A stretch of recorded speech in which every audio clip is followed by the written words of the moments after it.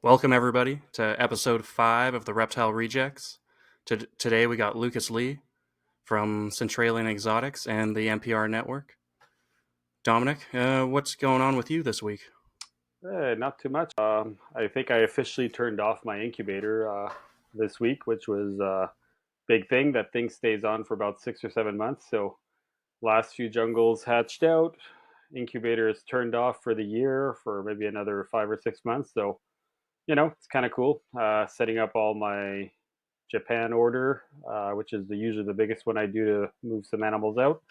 It's almost finalized, and yeah, except for that, animals are good. I got one animal that's pretty screwed up that I didn't even know I had, which is really funny. I had an albino, just it was a albino het granite, but anyway, nothing special. But I always thought it was dirty. It would always had like little black specks, and I assumed it rolled in poop or something, and I just never did anything of it, right? So a lot of time goes on. Eventually, I'm like, God damn it! Like he's always dirty, even after shedding. So now this time I start looking at it, and I'm like, this isn't coming off.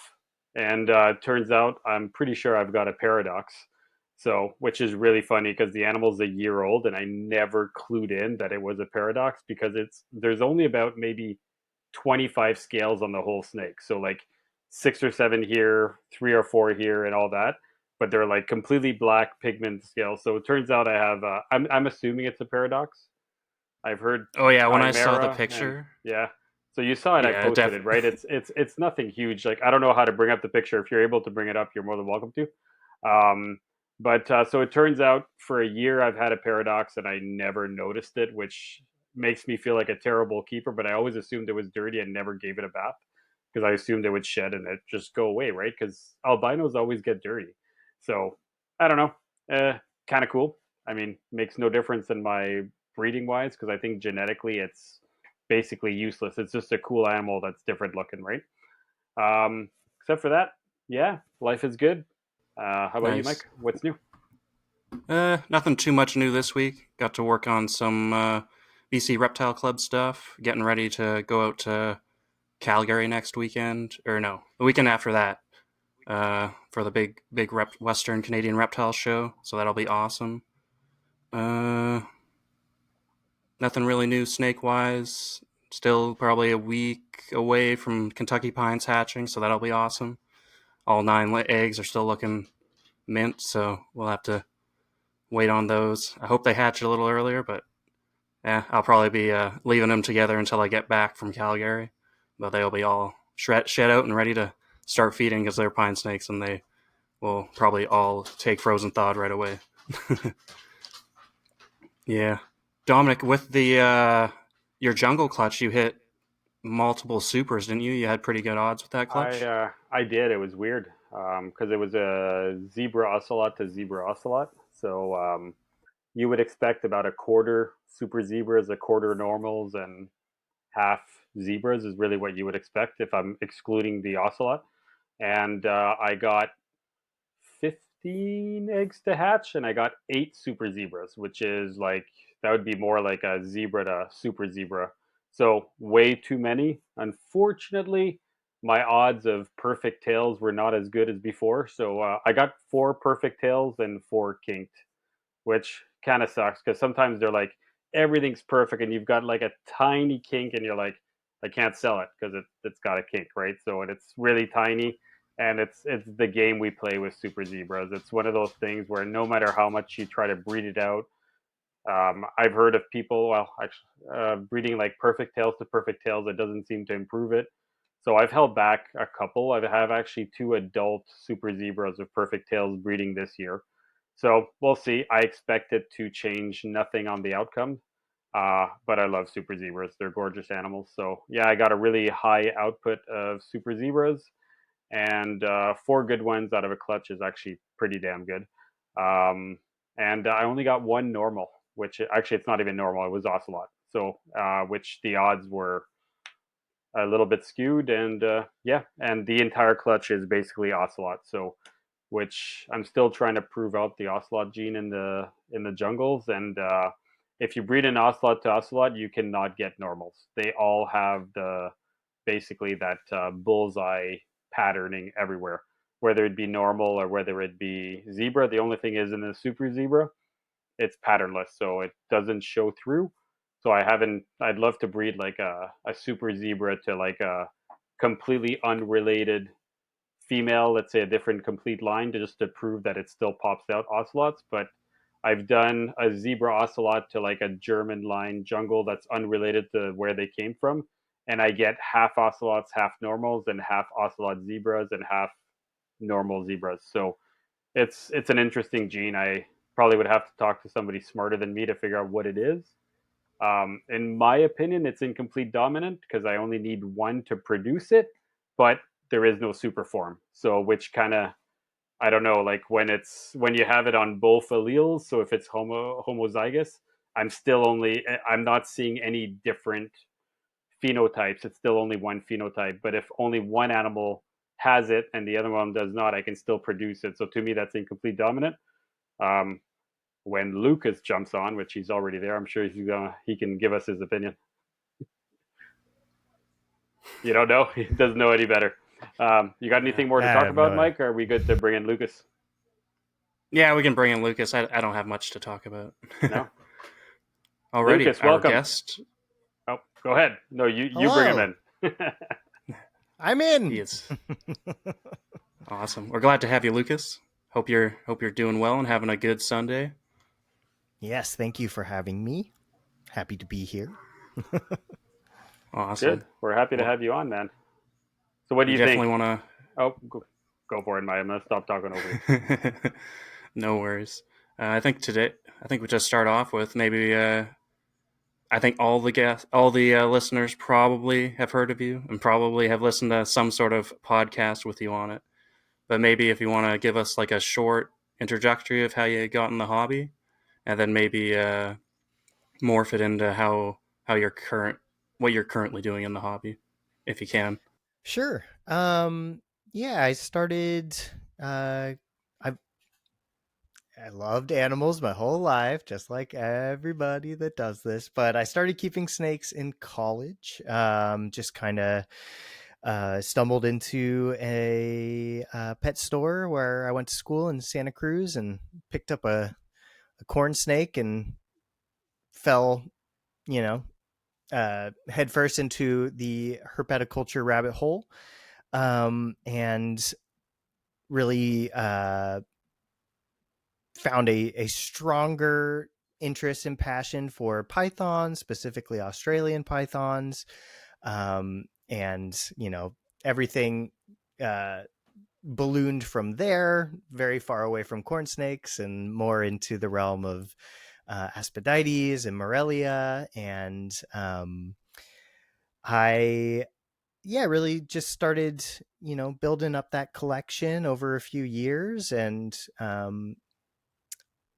during 2020 I really started to amass a more significant collection and started to plan out breeding aspirations, and then I proceeded to combine the passion for keeping it home with academics, and I went back to school and got my master's degree in zoo science, biology, zoo science through West Liberty University, studying in Dr. Loafman's evidence-based herpetoculture lab. And let's see, in addition to that, I also do podcasts sometimes, which have been through the Morelia Python Radio Network umbrella. I do the Carpets and Coffee show. And yeah, I really just love these critters, and have been lucky enough to produce a good number of them the last few years. And um, yeah, I'll go with that for now. Yeah, it's pretty good. So I'm gonna have to call you out on the whole carpets and coffee there. What's happening? Mm-hmm. Where are you guys? It's not many shows on there anymore. It's one of my favorite shows. I want to bring it back on. Oh, What's going on?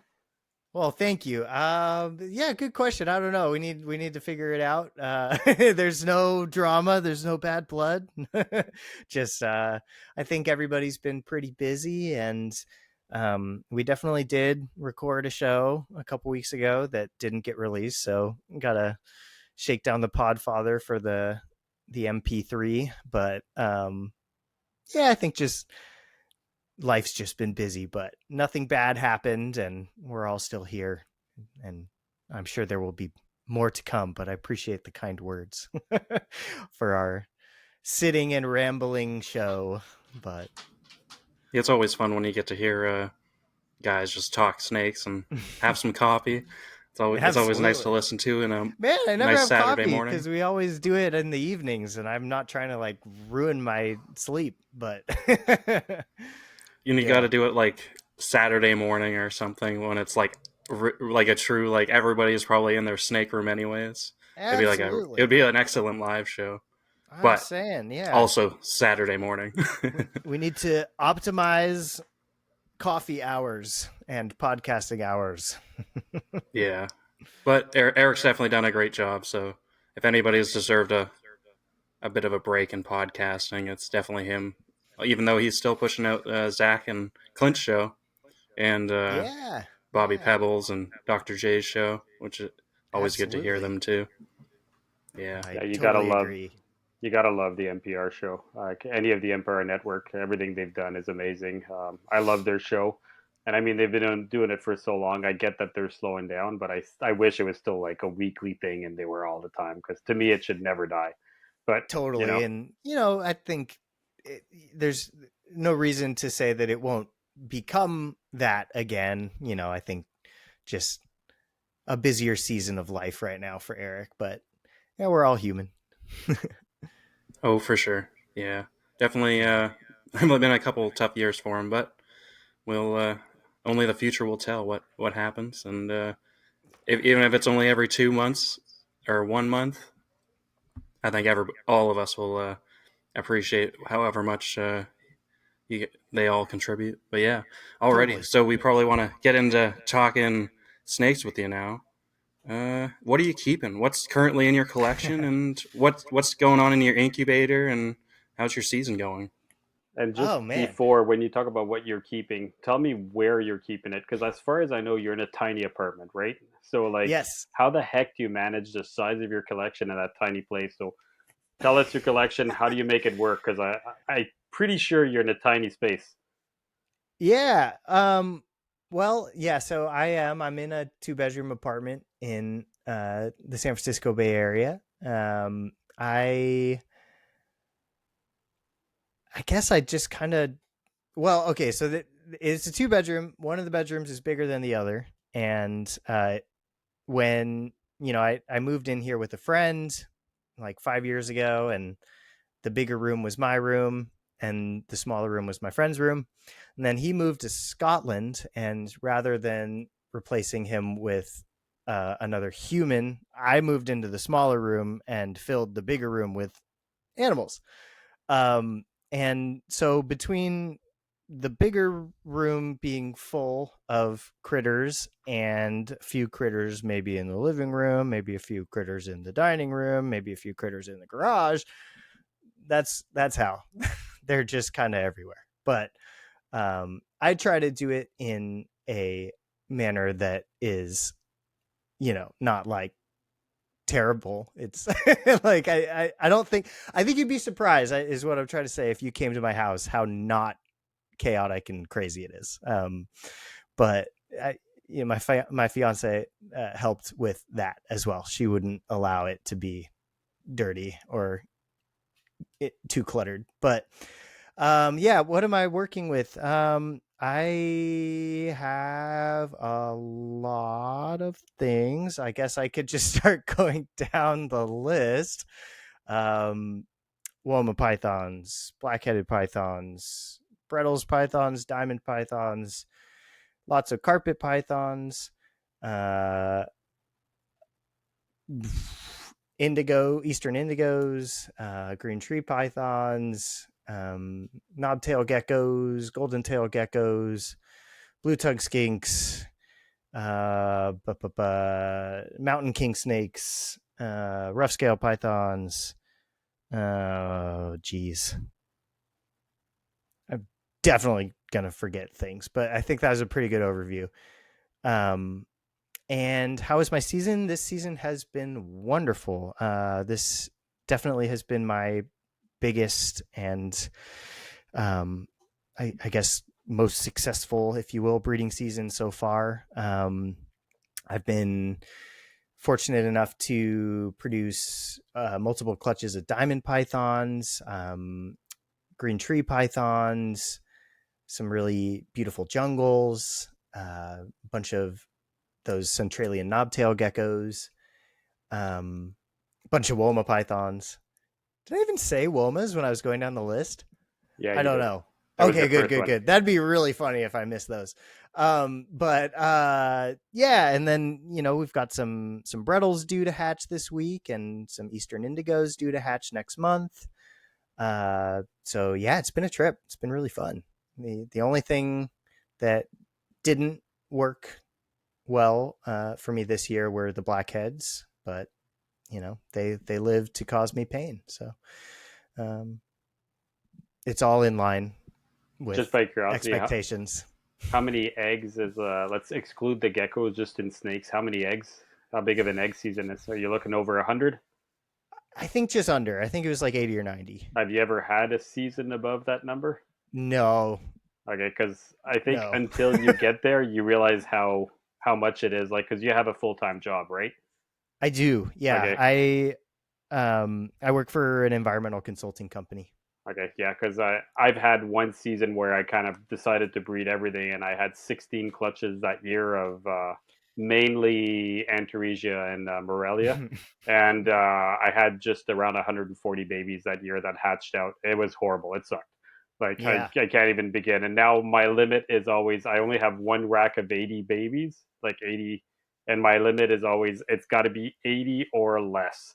And I try. And Hmm. this year I hit about 70, and I'm like, it's a great number. And I'm just Nice. wondering because if you're at the numbers you're talking about, 100 is insane. Like when you clean the rack of 100 babies, that's minimum 3 hours, like Oh at a yeah. time. It's like, and you're Yeah. talking about just changing paper towels and changing water bowls. It's so time consuming. 100%. I completely agree. Uh I guess I'm just like a little bit insane. So like I'm having a blast, but I probably like I think the line where having a blast turns into living hell is probably closer than I realize. But I like if the blackheads had gone, like if I was sitting on like a clutch or two of blackheads that I had to get feeding to, I'd probably want to walk into the ocean.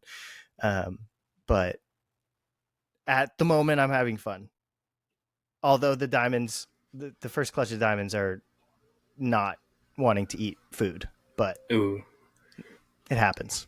Do you want to walk us through like your routine for maybe going through the babies and how you approach that when you go in to clean them all and what you're doing and everything? Sure. Yeah, I try to do waters, at least once a week. More often is better, especially for um, things like the green tree pythons and honestly everything. Like I'm sure you guys have seen it too. If you change a water, snakes gravitate towards that fresh, cold, clean new bowl of water. They can tell. So I try to do that as frequently as possible and never more infrequently than once a week. Um, but in terms of cleaning, I do set everything up on paper towel to start. Just so I can uh, mist them down while they're doing that first shed without any issues, and monitor for whatever you would want to monitor for. But after they're feeding, after they take a meal or two, I tend to switch them onto a substrate. And then, just I don't necessarily have a specific baby routine. I just am kind of spot cleaning as I go and doing total bin cleanings as necessary. And I am not. So I used to be a field biologist, and would be out in like the forest for 40 to 60 hours a week.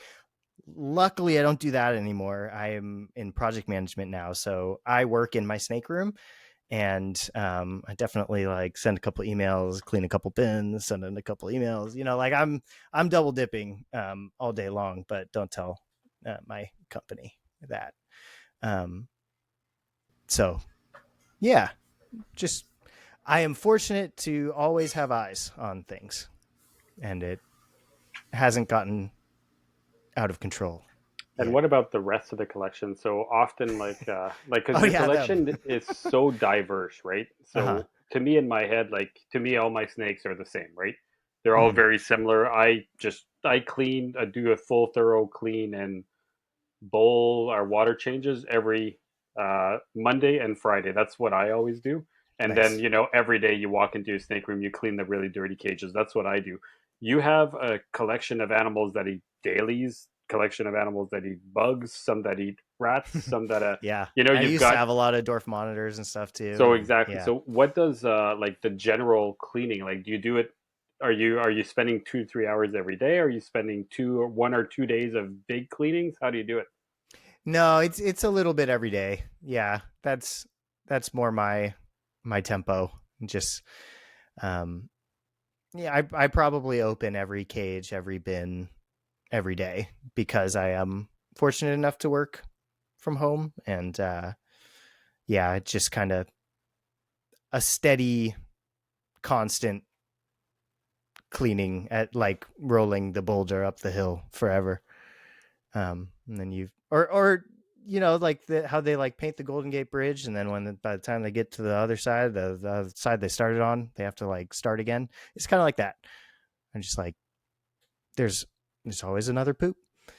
But yeah, I don't do nothing and save it all up for a weekend of hell. I try to do a little bit at a time every day. Yeah. And Nice. some, as you noted, there's variety. Some things are just way nastier than others. The indigos are disgusting. Um, How are those going for you? Because Oh, I love them. you They're got great. eggs for them from Hmm. them. I did. Nice. Yeah, Are yeah. those due to hatch soon? Those should hatch in September, but they take so long. It's ridiculous. I Slow cooking them at 75 ish, 77. 78. Okay. Yeah, for the Easterns, 77, 78 ish. Yeah, but um, yeah, no, I think they're doing good. Nice. Yeah, those will be super neat. Hmm. Obviously, a little more difficult than I didn't real. Like, you know how those, I'm sure you like those indigo eggs are like, do they have the crystally kind of Yeah, outer part of the shell, and they're, yeah, that's similar to some of the Pituophis eggs I had. And even one of my female subocs gave me some eggs with all the similar texture to them, which is like really interesting that like different colubrids have like a weirdly similar egg texture and everything. But then the yeah. same species can throw eggs that are like not like that at all. That's very So interesting. Yeah, no, the yeah, eggs are super weird. I had to like stop myself from just wanting to touch them. But um yeah, I love the indigos. They're incredibly intelligent and uh very very rewarding to work with. nice. You're just keeping those in like 5 or 6 foot cages. The yeah, 6 foot cages, 6x2, and then yeah, 6x2. I was gonna go into a whole other thing, but it doesn't matter. Six Oh, by two. Yeah. nice. And you're just heating them using a heat light or a heat panel, heat tape, There or is ambient? it's mostly ambient because they don't need to be particularly hot. It's better for them to not be. So I Yeah. have in one of the cages there's a radiant heat panel, in the other cage there's a deep heat projector. Because there's just a pair. This is what I was going to go into. There's just a pair at my house, but I co-own some animals with a friend, and the rest are at his house. But anyway, I set the thermostats for those to like the upper 70s, and it just gives a little bit of heat on particularly cold days. But yeah, they're typically in the mid to upper 70s at all times. Nice. I don't give them a hot spot or anything. Yeah, that's similar to what I do with my Pituophis because I got a few Kentucky pines, and I keep them with like 40-watt heat panels in their 6 or 4 foot cages, and one of them's at ambient, like on top of like a cage with a heat panel, so it at least gets a little bit of extra heat. But like I think the female maybe turned hers up a little bit when she was gravid, but for the most part I set it to like 75, 77. And since here in Vancouver the overall ambient of the house is, even most of the spring and fall, it's in the 60s. Like it's only right now that Nice. there's no extra heat in the room, and I sometimes have to turn stuff off because we get those 80, 85-degree days, or how we like to say, what is it, 25, 30-degree days. So it's, yeah. Yeah, right on. I've been to Vancouver once. Did your band come up here? Yeah, we dipped in Nice. for one show and then immediately went back out. It was like Nice. 8 hours in Canada. Yeah. Where did you guys go? Ooh, I would have to get back to you on that. I don't remember. Was it just like White Rock, or did you go into actual Vancouver? I think it was actual Vancouver. I can totally pull it up, but that's just not good. Sorry, totally off topic. Yeah, the last time that I was there was probably 2023, so I don't remember off the top of my head, unfortunately. Just by curiosity, what's the name of your band? I played guitar for a band called Finish Ticket. Okay. I'm gonna have to go listen to it. Oh yeah. We haven't been playing a ton lately, but I hope to tour again sometime in the future. Yeah. Very nice. We'll see. Nice. So you obviously keep a lot of species. Many of them interest me very much. The one that I'd love to talk about now, if you guys don't mind changing topics, is diamond pythons. So you've Sure. had a tremendous amount of success. Did you acquire the animals just recently? Have you been keeping them for a while? Do you want to kind of guide me through your diamond python journey? Let us know how it Sure. went, because Yeah. I just acquired diamonds. I've been keeping them now for about 3 years, and it's my first year breeding. I'm in a much colder environment than you, and I'm not sure I can get them that cold. So I'd love to know how you did it. Sure. So the diamonds are a project with my good friend Alex, who I partner with on a lot of animal stuff. He acquired the group of animals for us maybe in like 2021 when they were little guys. And so we've been raising them up over the past few years. And he is also my next door neighbor here in the apartment triplex. And we kept the adults in like Zoomed iguana cages out on his balcony, because we're on the second story here. And so they were kept outdoors full time, and we just let them get as cold as Oakland gets in the winter, which, you know, is pretty consistent mid to low 40s during the real cold of winter. And so it was really easy to You to said give them Oakland, that. though. I thought you lived in San Francisco. I live in Oakland, San Francisco Bay Area. Okay, that's not San Francisco. It's somewhere else, right? Correct. Oakland is right across the bay from San Francisco. All right. So still similar. People It gets that refer cold to there? that area as the San Francisco Bay Area. Yes, it does. We don't get very many days, much below like 42 to 46 at night, but during the winter, it's pretty consistently in the upper 40s, lower 50s. And do you hide At the night. animals on the balcony for the onlookers or things like that, or you just left it out in the open? It's not facing the street, so no onlookers. I feel like I would be Luckily. hiding everything. I'd be like, I don't want anybody to know I have animals, like especially on a balcony. Yeah, that's fair. The sight lines are such that it's not particularly exposed back there. It's kind of like just bordered by backyards. So some people could probably see it, but yeah, nothing bad Okay, has happened. fair enough. Keep going. Sorry.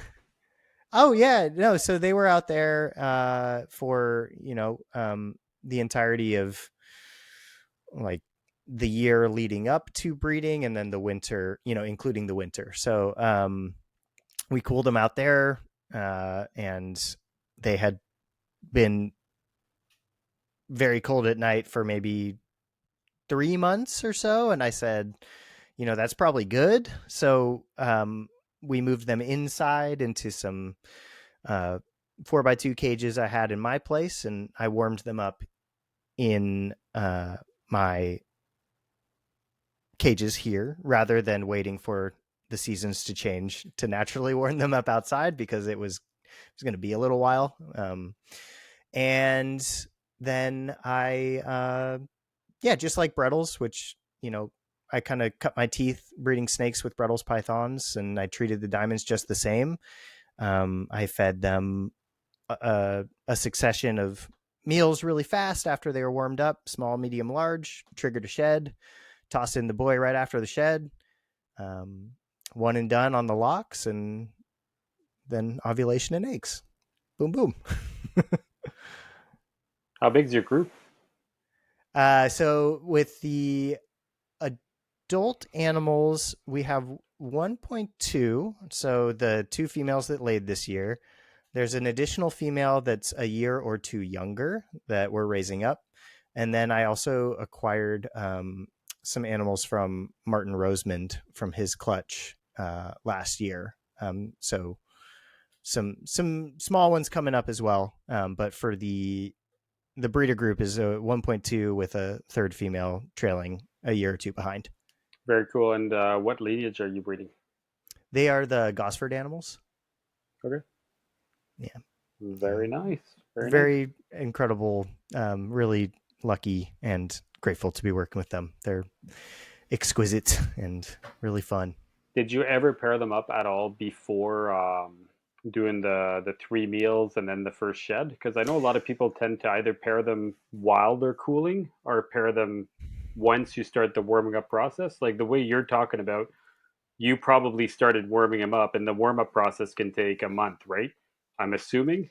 I warm them up. Or I tend to warm things up quicker than like the gradual cooling. I do take about a month to yeah, get things colder, but I don't really ramp warm up too much. Um, maybe a week or two. But let's see. Yeah, to answer your question, the boy was also in the iguana cages for the winter to cool with the female.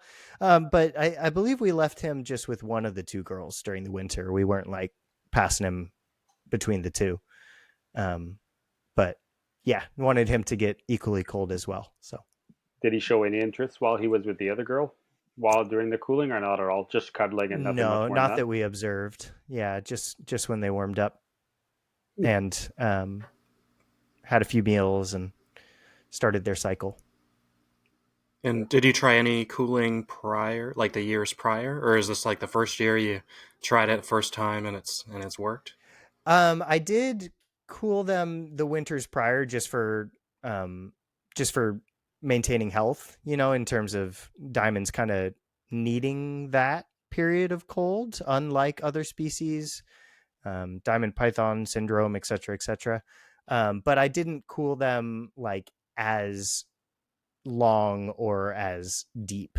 I just, I'd put them outside still, but not for as long. Yeah. Let me ask Nice. that question differently. Did you feed your non-breeding adults, so let's say even a yearling or a neo, do you still feed them during cooling season, or do you not cool them at all? Because I know some people will not cool at all for the first year so they can feed them more and get them bigger. How about from a year to three? Did you still feed during winter, or did you cool them down and no feed during that whole time? Making you think there. Yeah. I think that we did feed but again, they were outside. So it was like during periods of time where it wasn't particularly cold, like they'd still take food and digest and do just fine with like 50s at night. And, we'd have supplemental overhead Yeah, heat just during the smaller day. meals kind of Yeah. thing. Yeah, Yeah. exactly. So I mean, we're just hesitant to feed when it's like getting into the 40s at night, but anything short of that, they handle it like just like a carpet python handles something in the 70s. They are still hunting and in hunting pose in the 40s. It's very impressive, but we didn't want to push the envelope that far, I suppose. What's the point? But yeah, they handled food just fine in the 60s and even I think some nights in the upper 50s. How are the babies doing for you now that they've hatched out? Are They're they doing becoming a great, but like pain? Do you I said, have? they are a pain in terms of, well, so the second clutch hasn't shed yet. The second clutch hatched on the 28th, so very recently. The first clutch hatched on the 11th and of July, in both cases, to be clear. And they have shed, and they're just being tricky little buggers with feeding trials so far. Out of the 11 in that first clutch, I've gotten 2 to eat a couple button quail, and everybody else says no to eating. I think we all get those every now and then. Like out of all the clutches, I had 8 clutches this year, and one of them is terrible, and it's my inland pythons. None of them Mm, have. I've gotten yeah. 11 babies or 10. Not one. Not only is not one not eating, but not one of them has had their first shed, and I'm at about a 5 weeks Mm, plus. So it's really wow. weird. It's Wacky. none of them are Yeah. shedding, none of them are eating. It's Yeah, in so annoying. talking with folks, it sounds like diamonds, inlands, and rough scales are kind of the three in a similar boat that can be pretty tricky to get feeding, compared to other Morelia. Are you thinking of trying maybe obviously like the chick down on like a fuzzy, or do you want to just go straight to small hoppers that are kind of bouncing around and even though So they I've look tried really both. okay, yeah. Let's see.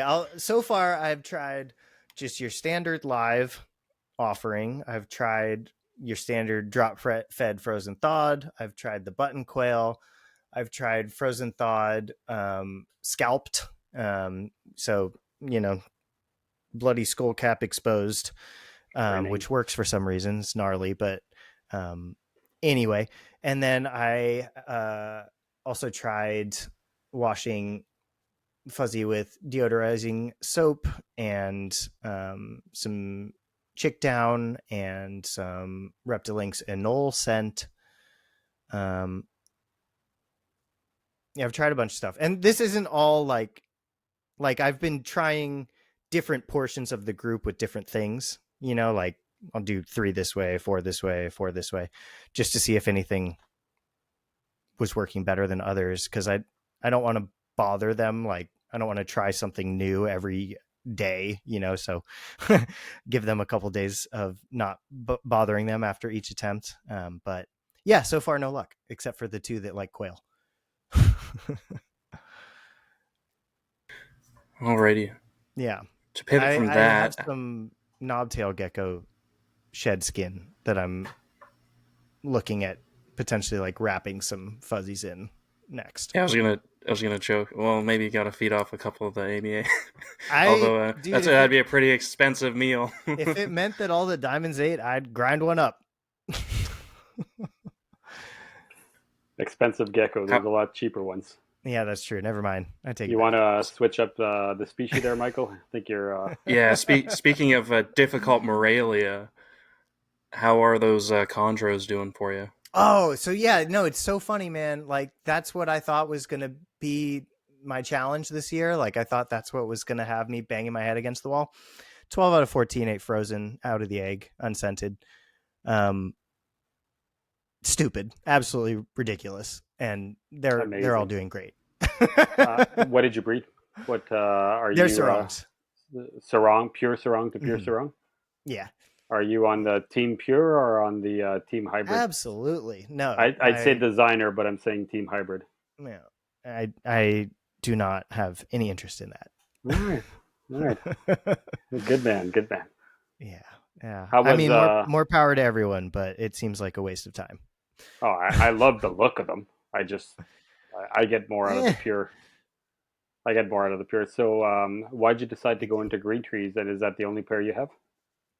Um, why did I've always loved green trees. I think they're incredible, and I had an Aru back in 2020 that was my first foray into chondros, and I loved that snake. I ended up selling her to Lisa Farina, and Lisa got her to lay last season, which is awesome because that was probably at this point that snake's probably like a 20-year-old import, which was just guessing, but just covered in scars, super old.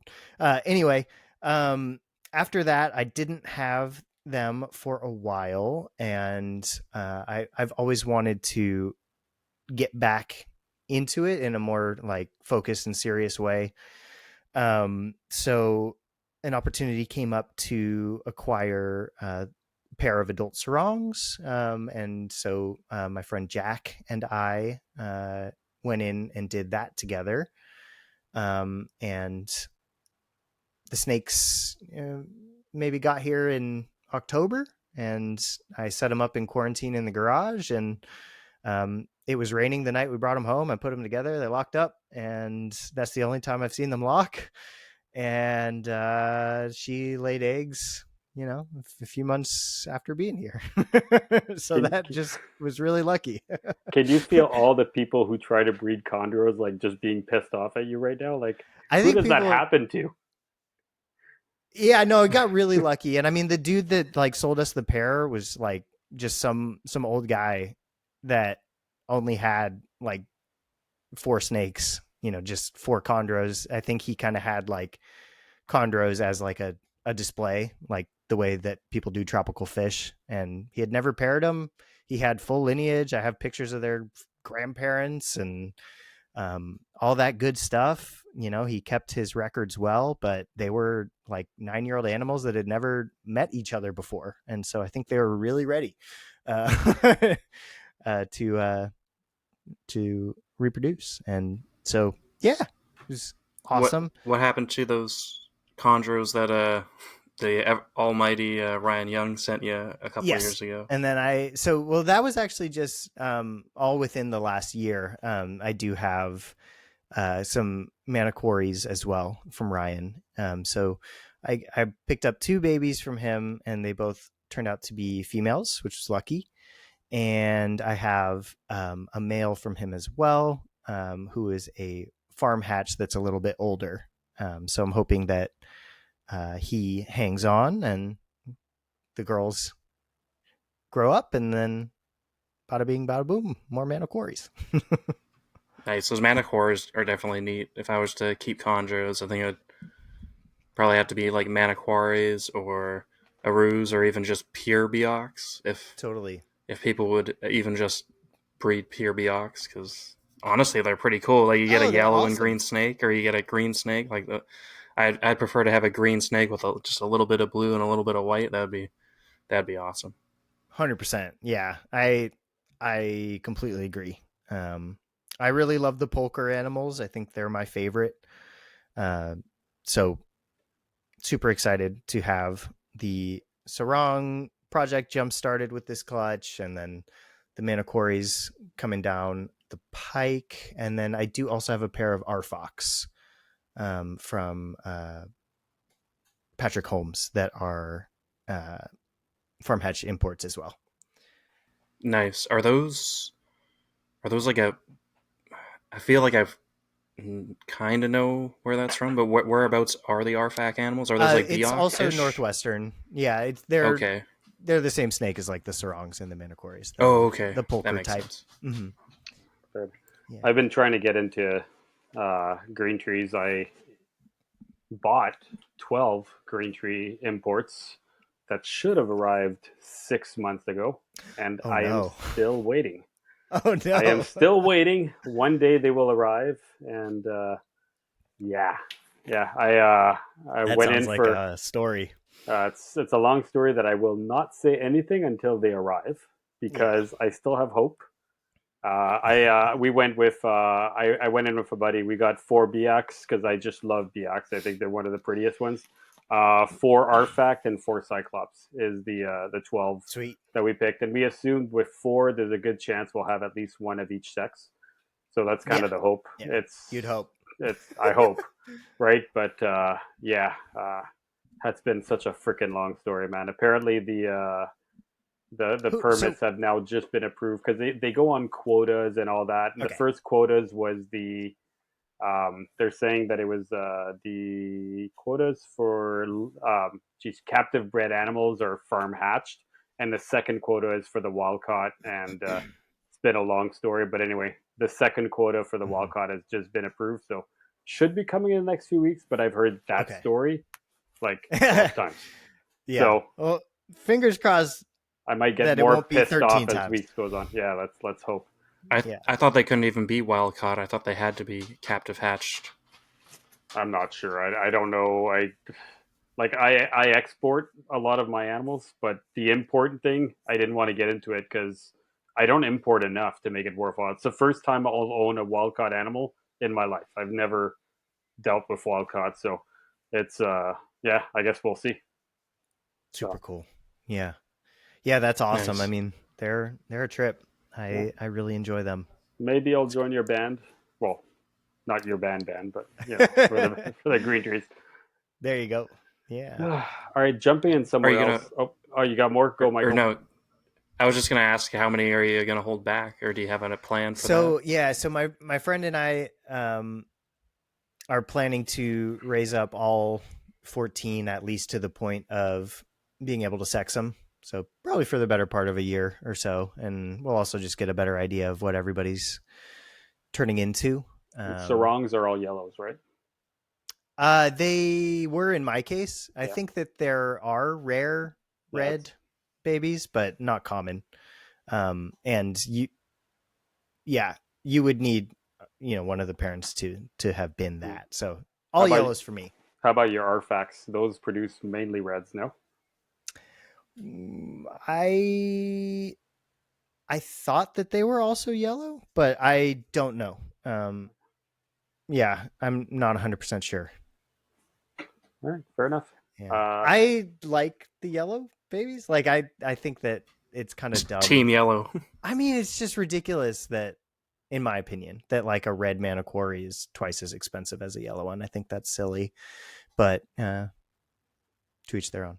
Yeah, I like the idea of having mixed clutches. So I'd like I'd like a red Yeah. and pairing it up with a yellow purely to have the odds of having variety. everything. Exactly. Yeah. So to me, that's what's beautiful is having that clutch with the mixed colors in there. I think completely it's agree. like the best picture out there. Yeah, no, I'm with you. If I could acquire a red male Maniquori for the yellow females to do just what you're saying, I think that would be really fun. But they're the same snake. I think it's the way the tribalism of it is very indicative of our monkey brains and how we do things. But yeah. Totally get that. So the next part I wanted to jump in is Aspidites, and before even going into them, can you tell us a bit about the upcoming book, what you guys are doing, who you're working with, how that started, Sure. basically anywhere you want to go in there? Sure. Yeah. So when I was doing my master's program in the herp lab, I cycled through a few different projects for my thesis to graduate, and everything from a reproductive study with Brettles pythons to working with a researcher in Australia on some proprietary radio tracking data with Womas. But eventually what ended up happening was I decided to write a book instead, and basically combine everything that I could find, about the Aspidites genus in the academic literature, along with, talking to the researcher in Australia who I was talking to for the other project that almost worked out. And yeah, basically Dr. Loafman and I decided that that would be a worthwhile pursuit. And I drafted the complete manuscript in order to graduate. And now I wanted it to be just the biggest, baddest, best Aspidites book possible. So I brought on Nick Mutton and Justin Julander to be my co-authors on it, and they are working with me on building out and expanding and editing the manuscript that I wrote for grad school, and just beefing it up as a team. And yeah, we're all apparently busier than we thought we were, because it was something that was hopefully going to be done, like this year, but that's probably not going to be the case. But it's in the works. Yeah. Very cool. So going into Aspidites, so you can definitely go into how it is in the wild, but one of my big things is what's the difference between an Eastern and a Western? How do you tell them apart? Maybe kind of going into that for the captive setting and for the wild setting. Okay. Yeah. So specifically for blackheads, right? Yeah, definitely blackheads. We can. Mm-hmm. Sorry, yeah, I guess I should say that right now. So yes, blackheads, not womas. So the Eastern form and the Western form of the black-headed python, there is definitely, like, it's not 100% understood whether there is a firm barrier to gene flow, but if one exists, it probably exists somewhere around the Kimberley. That's my understanding. And it's often observed that the Western form animals are a little bit smaller on average, tend to be more kind of cream white against the black banding, whereas kind of the Eastern form, and when I say that, I'm saying anything that's not a Western, but yeah, like, because people are like, the Northern Territory, like animals in the middle of the continent, I'm calling Eastern form, even though it's not in the East, because it is east of West, if that makes sense. But those animals tend to be a little bit bigger and kind of more earthy brown, and kind of, more reds and things like that. But it is definitely not, it's kind of a, there's variation, and there's a spectrum of phenotypes, and it's not super reliable. You'll see animals in Western Australia that don't look like what people call Westerns in the hobby, I guess, is kind of the point I'm trying to make. So I think it's like, it's something that's rooted in truth, but has also taken a little bit of a life of its own based on what people expect to see from the animals in the hobby. Whereas I think that there's just more variation in nature. I guess that's what I'm trying to say. But they're the same species. There's not like subspecific designation between the two. There are some differences in scale count that the Barkers discussed in their 1994 book. So there's definitely some differences there, but not enough to call them subspecies or anything like that. So that's why you're calling it a different form, right? So in other words, it's, would you almost say like locality? Totally. Yeah, I think Yeah. that's the fair way to categorize it. Yeah. So then when you're talking about Westerns, you're like, is it frowned upon to breed an Eastern to a Western? In your opinion? Um Would you do it? well, that's kind of tricky.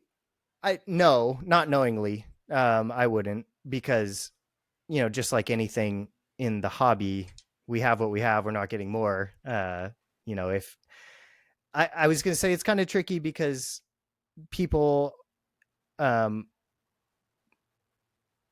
did in the past, I'm sure. Like, there's not a lot of knowledge about the US like blackhead lines. Like there are some, like Derek Roddy has done a really good job of tracing back certain zoo acquisitions and things like that. But of course, there were many animals that were,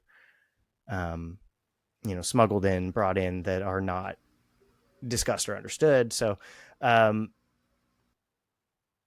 guess what I'm trying to say is that purity is all based on the claim of a person that came before. And so the things that I understand to be Westerns, I'm not going to mix, but I'm also not going to pretend to know whether they're pure, I suppose. Didn't the Exantic gene in Easterns likely originate from Westerns? As I think I recall a past Derek Roddy episode where he talked about one of the older keepers saying, "Oh, you get Easterns and Westerns in the same clutch because you got Exantics and Right. normals." I've heard Derek say that as well. I mean, whoever said that and whatever clutch they were hatching, that has to be what they had going on. But I know there's two lines of Exanthic. There's an A and a B, but I couldn't tell you where they popped out of. I'm not sure. I think Derek says they popped out of zoo line stuff, like, Yeah, but might have been Dick Gergen or somebody like that. yeah, That he Gergen got his. was an early player for sure. But Gergen also had some pure Western stuff. But yeah, not to digress too much, but to answer the question, I would like to keep what we have.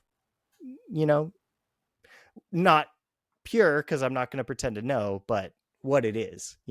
At the very least, I think that the animals that we have in the States that are thought to be Westerns, if they're not pure, they're incredibly high percentage Western. So, yeah.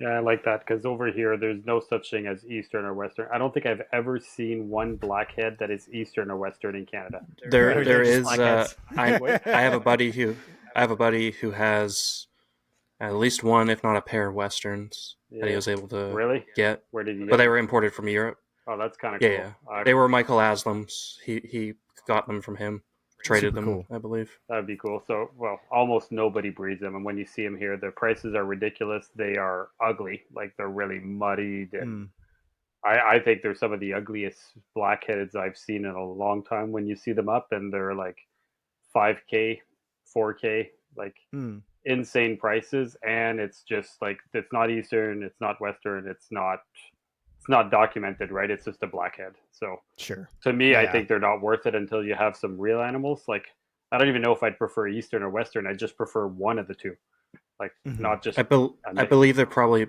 mostly Easterns. There was some like het hypo and het albino stuff. I believe all the stock that was or is still in the country is probably from Paul Harris and through those imports. I was gonna say, but that's been over the last 15, 20 years likely. Yeah, and I know of one person who's imported the ones from Paul, but Paul doesn't write if they're Eastern or Westerns. He just says black-headed python, so it's not really written. And his are het something. I don't know. So I think they're het Exanthic. Is that what they are? Yeah, he has albinos, he has hypos, and Cody Joe had all three hets, I believe, including visual Exantics. But then it sounds like people they've sold off some of the projects, or some of them sadly passed away. Like the Exantic, I think they sold it off, and then the guy killed it in 6 months overfeeding it, kind of thing. So it's just brutal. And then you get odd males that come up for $1,500 because nobody can find any females, or they've just bounced around. So yeah, it kind of sucks. Yeah, totally. I know in terms of like the Swiss line stuff, that's discussed as a cross of Eastern and Western animals, that somebody was doing that over in Switzerland, and I think his name was like George. I'm not even going to pretend to know how to say it. Starts with an M. Somebody named George M. But Derek's done so many podcasts, and in terms of the knowledge that he has, that's all documented in his episodes. But yeah, I just feel like with blackheads in particular too, they were such a high value animal that I'm sure there was a lot that happened that we're not privy to, that we never will be, that's all mixed into the pie as well. So you talk about having a lot of rough times and lots of kicking the nads, right, from the blackheads. So Yeah. um, what did you learn? What did you learn? What did you adapt? What have you changed? Like, because I find like when you breed those difficult species that really kick you in the ass, eventually you adapt, you change, you modify, you learn. So what have you changed since you've been keeping them? What are you doing to improve your success? Kind of a generalized Well, question there. yeah, I think we'll probably have to have another conversation in a few years and revisit that. You know, I produced them in 2022 from my pair of Westerns from Dan Vermelia. And I got a beautiful clutch of, I think it was 7 perfect looking eggs with great veins and clear embryos. And they all but 3 immediately started windowing, leaking fluid, breaking down within the first 48 hours. It was just a really terrible experience of, you know, elation fading, watching the clutch slowly die over the course. Well, some very quickly and others very slowly over the course of, 2 months. I was lucky enough to get 2 good babies out of that, their eggs uh, were viable, but the rest of the clutch was not. So why? I have no idea. I think there's a lot of things about blackheads that are very much unresolved. Item number 1, why does it seem like we have so much of a harder time with them in the States than people that work with them in Australia? They don't really have the reputation for being as hard. My understanding is, anyway, with keepers in Australia. Um, why do a lot of our eggs here crash? It doesn't seem like that's the case all the time in Australia. Um, why do the babies not want to eat at all, even if presented with native reptilian prey? Um, Again, it sounds like in Australia they don't have nearly as hard a time. Uh, and what effect does maintaining a reptile specialist on a diet of rodents and birds, what effect does that have on the population and, their reproductive success? I think those are all open-ended questions. It seems like they really like to breed and they really like to build follicles, but they don't really like always to ovulate and turn those into eggs. So the last few years I've had that happen, where I've had some pairs breed like crazy, balloon up. You can feel chicken egg size, balls in there, and then they just never ovulate and reabsorb, which sounds familiar to what a lot of people observe trying to breed Boelen's pythons.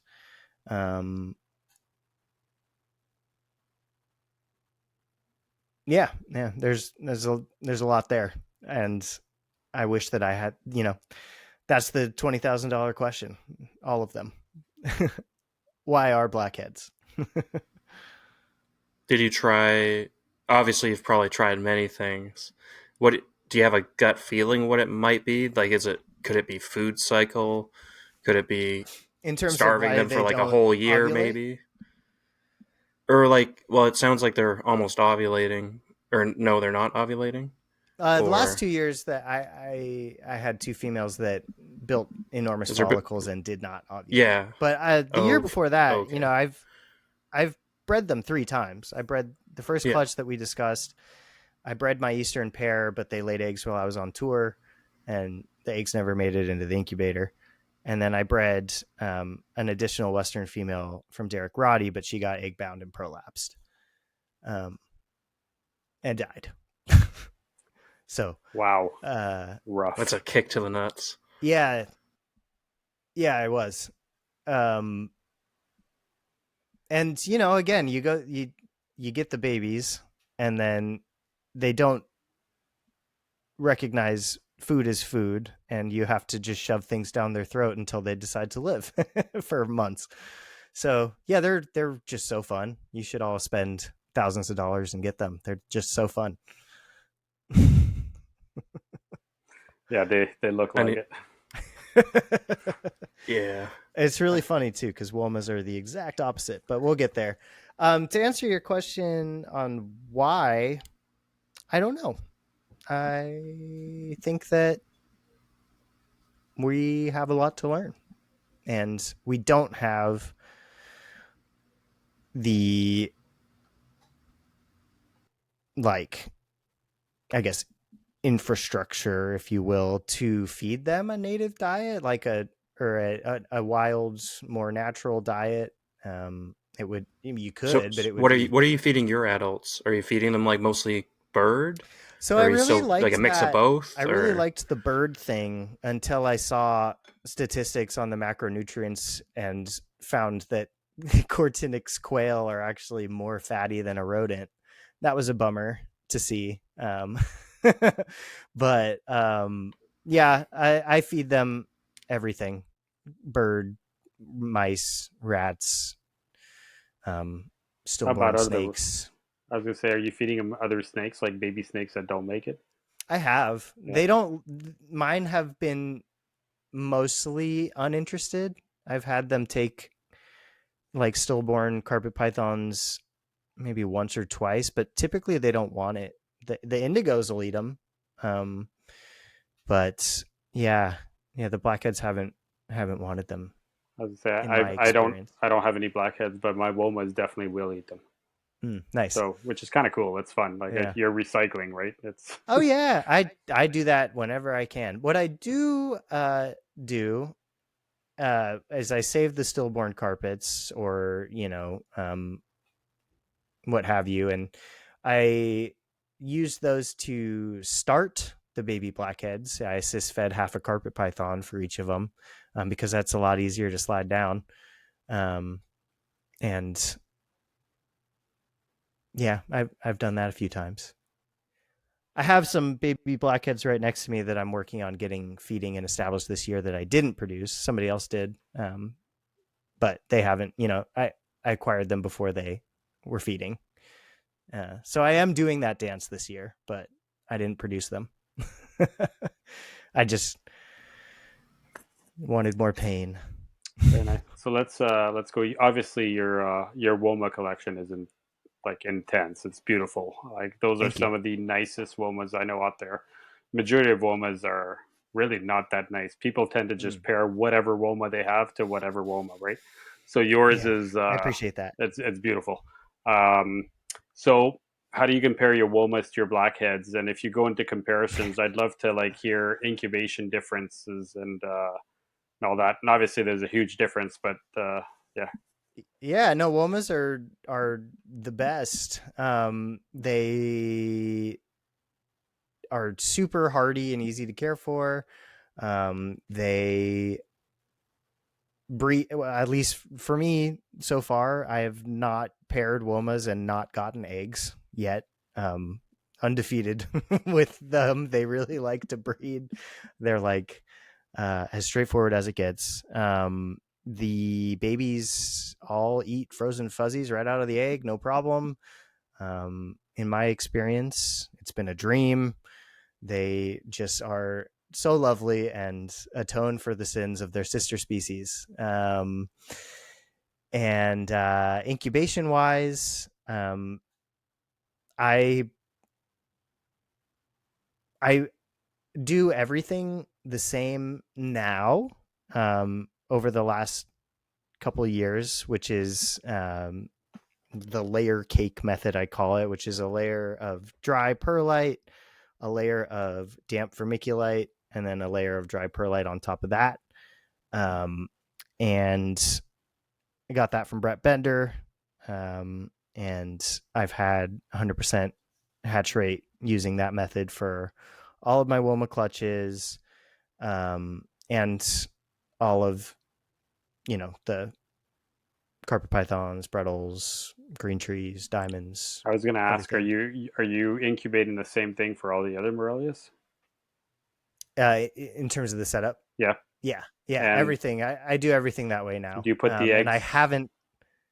Sorry, go. haven't gotten a blackhead clutch since discovering this beautiful method. And are So you putting eggs on the top layer of perlite partially in, or are you putting them on like a light diffuser? yeah, just right on the top layer of dry perlite. How deep? Like, are you just exposing maybe 20-30%, or are you going like half in? Not deep. No, just a very gentle nestle. Maybe like 5 to 10% of the egg is in the perlite. Just a little indentation, little cup, so Yes. they don't roll. But See, yeah, I'm a huge fan of incubating over water. I just found cool, like it works as well as everything else, and nothing gets dirty. There's nice. nothing to buy. It's cheap. It's like, no, you know what I mean. Like, there's nothing worse than mixing Yeah. vermiculite. It literally goes everywhere. Like, I freaking hate that Oh stuff yeah. I feel like I breathe the perlite and vermiculite dust and like lose a year of my life. every time. Yeah. It's so fine and just gets into all the cracks of the lungs. But yeah, no, that's great. I would be super excited to try that. I haven't yet, but um yeah, like I've wanted to do blackheads the same way to see if I had better luck than my first clutch, but I haven't gotten a clutch to try it with. But I know people like Derek and um Joseph Carlson and others seem to put their blackhead eggs in a box with paper towel and no water. And, um, you know, I don't think anybody has more success hatching blackhead eggs than Derek does. So that kind of throws a wrench in everything. Yeah, Yeah, he definitely makes it look way too easy. so bizarre. Eh? Yeah, I've been talking Casey Lazick. I've been talking to him a lot. He's become a dear friend, and he says he does his Womas and blackheads exactly the same, and he's hatched some beautiful clutches of westerns the last couple of years with 100% hatch rate. So, and definitely not zero water. So I think it's just there's no golden rule. 87, 88, I like 88. and same from start to end. No change in temperatures. Mm-hmm. Yeah. Yeah. Yep. I used to do a night drop. I used to do like 1 degree night drop on the incubator, just because I heard uh, Jason Hood talking about doing that at one point for, um, I think it was for humidity or something. I don't remember, or condensation management. I don't remember, but I stopped doing it because I don't think it was doing anything that mattered. Yeah, I'm a big fan of keeping it simple. The Mm-hmm. more you complicate things, the worse it could get. How about the size of your bin? So I'm a big fan of. I think that the bigger the bins are for the eggs, the less problems you tend to have, right? So I don't know about you. Interesting. Like, are you like I don't put like if a carpet clutch is you got a carpet clutch, they're not in the 6 quarts, they're in the larger like 16 or 17 quarts. So I've always found that a larger volume of air around tends to work well for me, and I've had really good high odds. But I incubate over water, right? So how about you? Okay. Are you like really filling up that those eggs in there? Because I know when you have vermiculite, like if you fill up, you're almost losing half the bin with vermiculite, right? Yeah, I Or mean, with perlite. the layers, there's quite a bit of substrate in there. I'm losing maybe like 60% of the bin, but um I use like a 7 liter bin, I think it is. What is that in? I just pulled it up on Amazon. It's 14 by 9 1/4 by 4 3/4. That's the bin that I've been using for everything. But I don't know if that's the best thing to do. It's just been what I've been doing. What you say makes a lot of sense in terms of the air, additional air. I think that's probably good. My incubation game could use more attention. What size did you say? They're about 14 inches by 9.25 by 4.75 Okay. high. So these are the typical little sterilite you see. That's Mm-hmm. the 5.7 liters. I'm a big fan of using like the ah, I mean, like these size, the bigger ones. Cool. I don't know if Yeah. you can see it. I've had a lot more success using that, but everybody does Yeah. it differently, right? Yeah, definitely. And, I think at the moment I'm just focusing on minimizing variables and dialing it in for the one approach in the one box. But, that's just been over the last couple of years. I'm sure I'll mess around with different stuff in the future. Just trying to have a baseline of, I know this works. And so far, this one does for everything so far. Yeah. I feel like the chondro clutch doing so well and never having issues with the Woma eggs in it gives me hope that it would do well with blackheads if I was lucky enough to get another clutch. Yeah, I'll be honest. If I had blackheads or womas, I don't think I'd incubate the same way I'm doing it with the carpet pythons. I've incubated spotteds, pygmies, angolans, all the different carpets, all that over water, and I've had always like really great success. But I feel like Mm-hmm. those two, I probably would do a lot less water. So Yeah, definitely. I mean, you can always add more if eggs start sinking in, but if it's too wet in there, then what's done is done, yeah. So you've gotten a lot of species. You've gotten in and out of a lot of species. Um, yeah, am I Yeah. wrong? No, yeah, I have. I so like to dabble.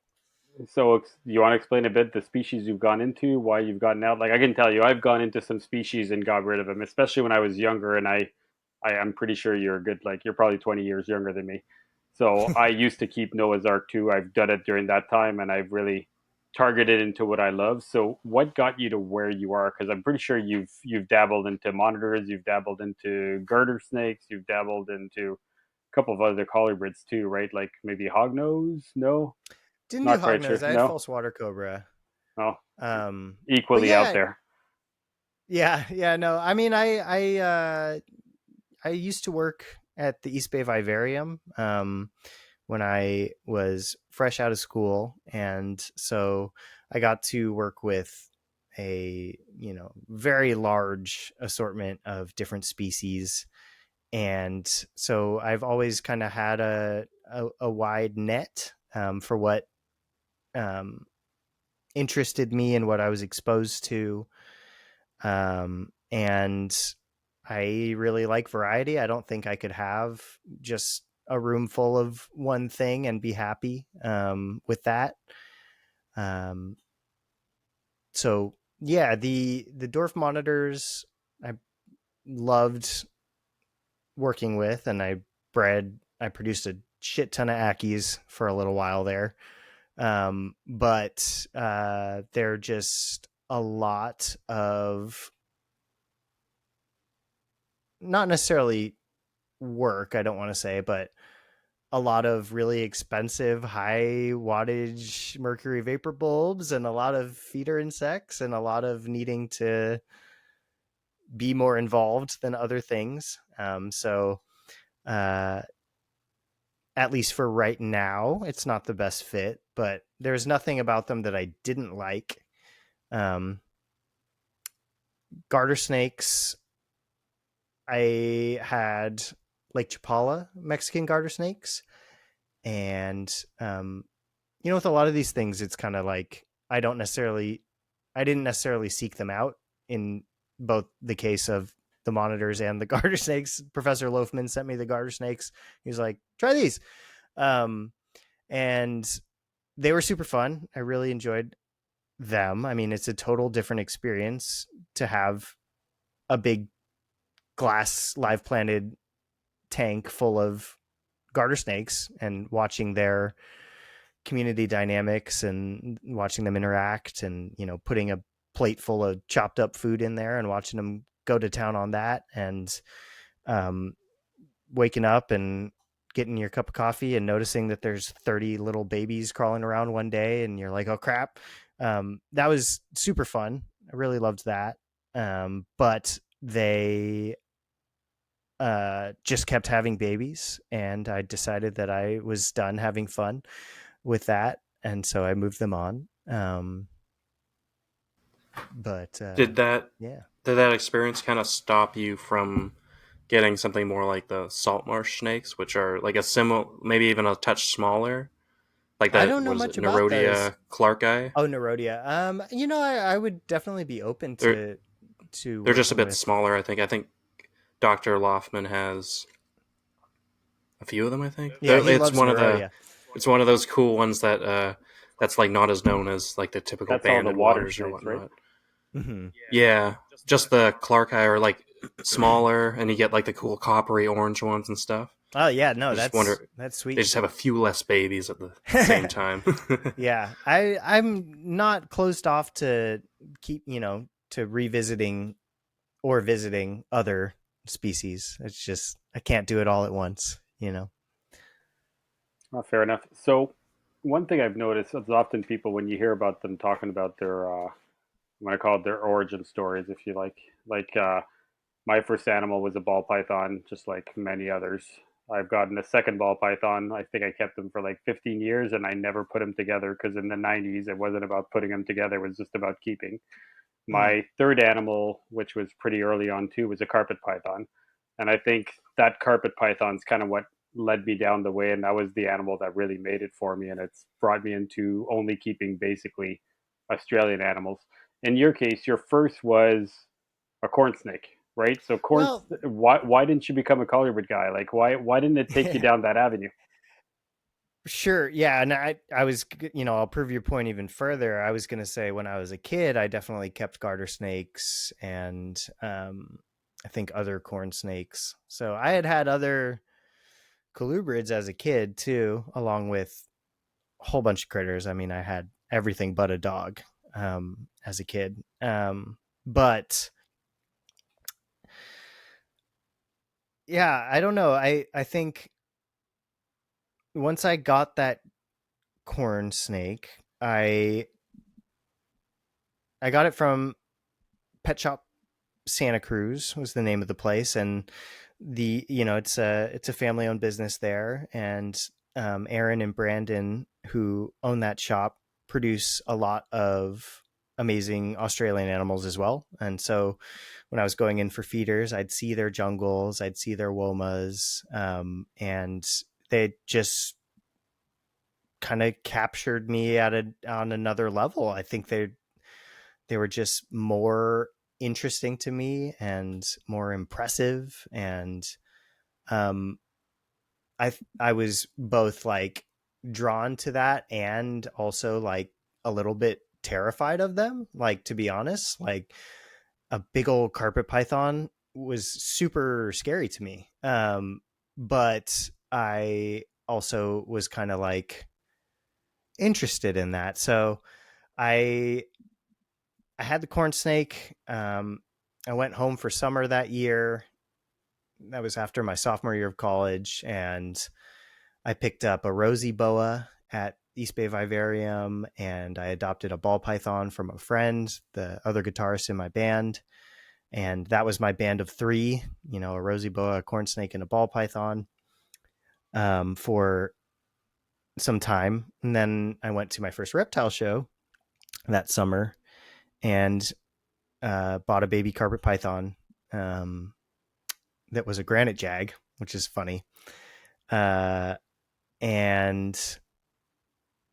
just that was just easily the automatic favorite. I think that, yeah, I don't know. It just, it was just more interesting. It captured my attention. And then I started really researching and went down the NPR rabbit hole. and yeah, ballooned from there. I guess they Was just there kind like an of chose me more than the colubrids did. uh, was there like an NPR episode that like stuck out into your head that like really got you hooked right Definitely like away? the Nick episodes. I would just be listening to the archive, and yeah, like Brettles Round Table, um, that older edition of that, and yeah, I think Yeah, I I think the remember. early I think Nick I remember episodes when. pulled me in. Yeah, those are. I think those are all good because they're all like similar but different. Because he Mm-hmm. always rants about something else, which is like Mm-hmm. great. Makes for a great listening for the 3 hours that he's usually on for. Yeah, Yeah, No definitely. matter no matter what it's you And only then I need to end up talking have getting him about. on the phone, and buying a Brettles from him while still in college, and um, he really kind of took me under his wing, and within a couple of years of first calling him and picking up that first baby Brettles, he sent me a group of adults on breeding loan that were the first snakes that I learned how to breed, and he's kind of been coaching me through it the whole way. So yeah, very So grateful. off of the kind of how your collection's developed and kind of your collection management and how it's kind of changed. Are you still working with a few Brettles at least, or like how has that morphed with your collection? I am, yeah, definitely. I have a clutch that's going to be hatching this week. From I have the founder hypo female that Nick imported from Europe in 2009. She laid for me last year and again this year, paired to a hypo stonewashed. And funny enough, that founder female is het stonewashed, which was at the time a surprise to all, but that's why we have pure hypo stonewash. And so yeah, that is the pair that I currently have, and um, I love Brettles. I never would want to have no Brettles. There's always got to be some. I probably have to hold back a few from this clutch and raise them up, but yeah. Have you ever wondered if the hypo gene is really just the normal wild type? Yeah, Yes, is that what? I have. I think Yeah, I've said it on podcasts a bunch that I think that it is not a morph. yeah. Yeah. But we'll never know. So just coming back to that, I'm just curious because there's a few morphs in Bredley's.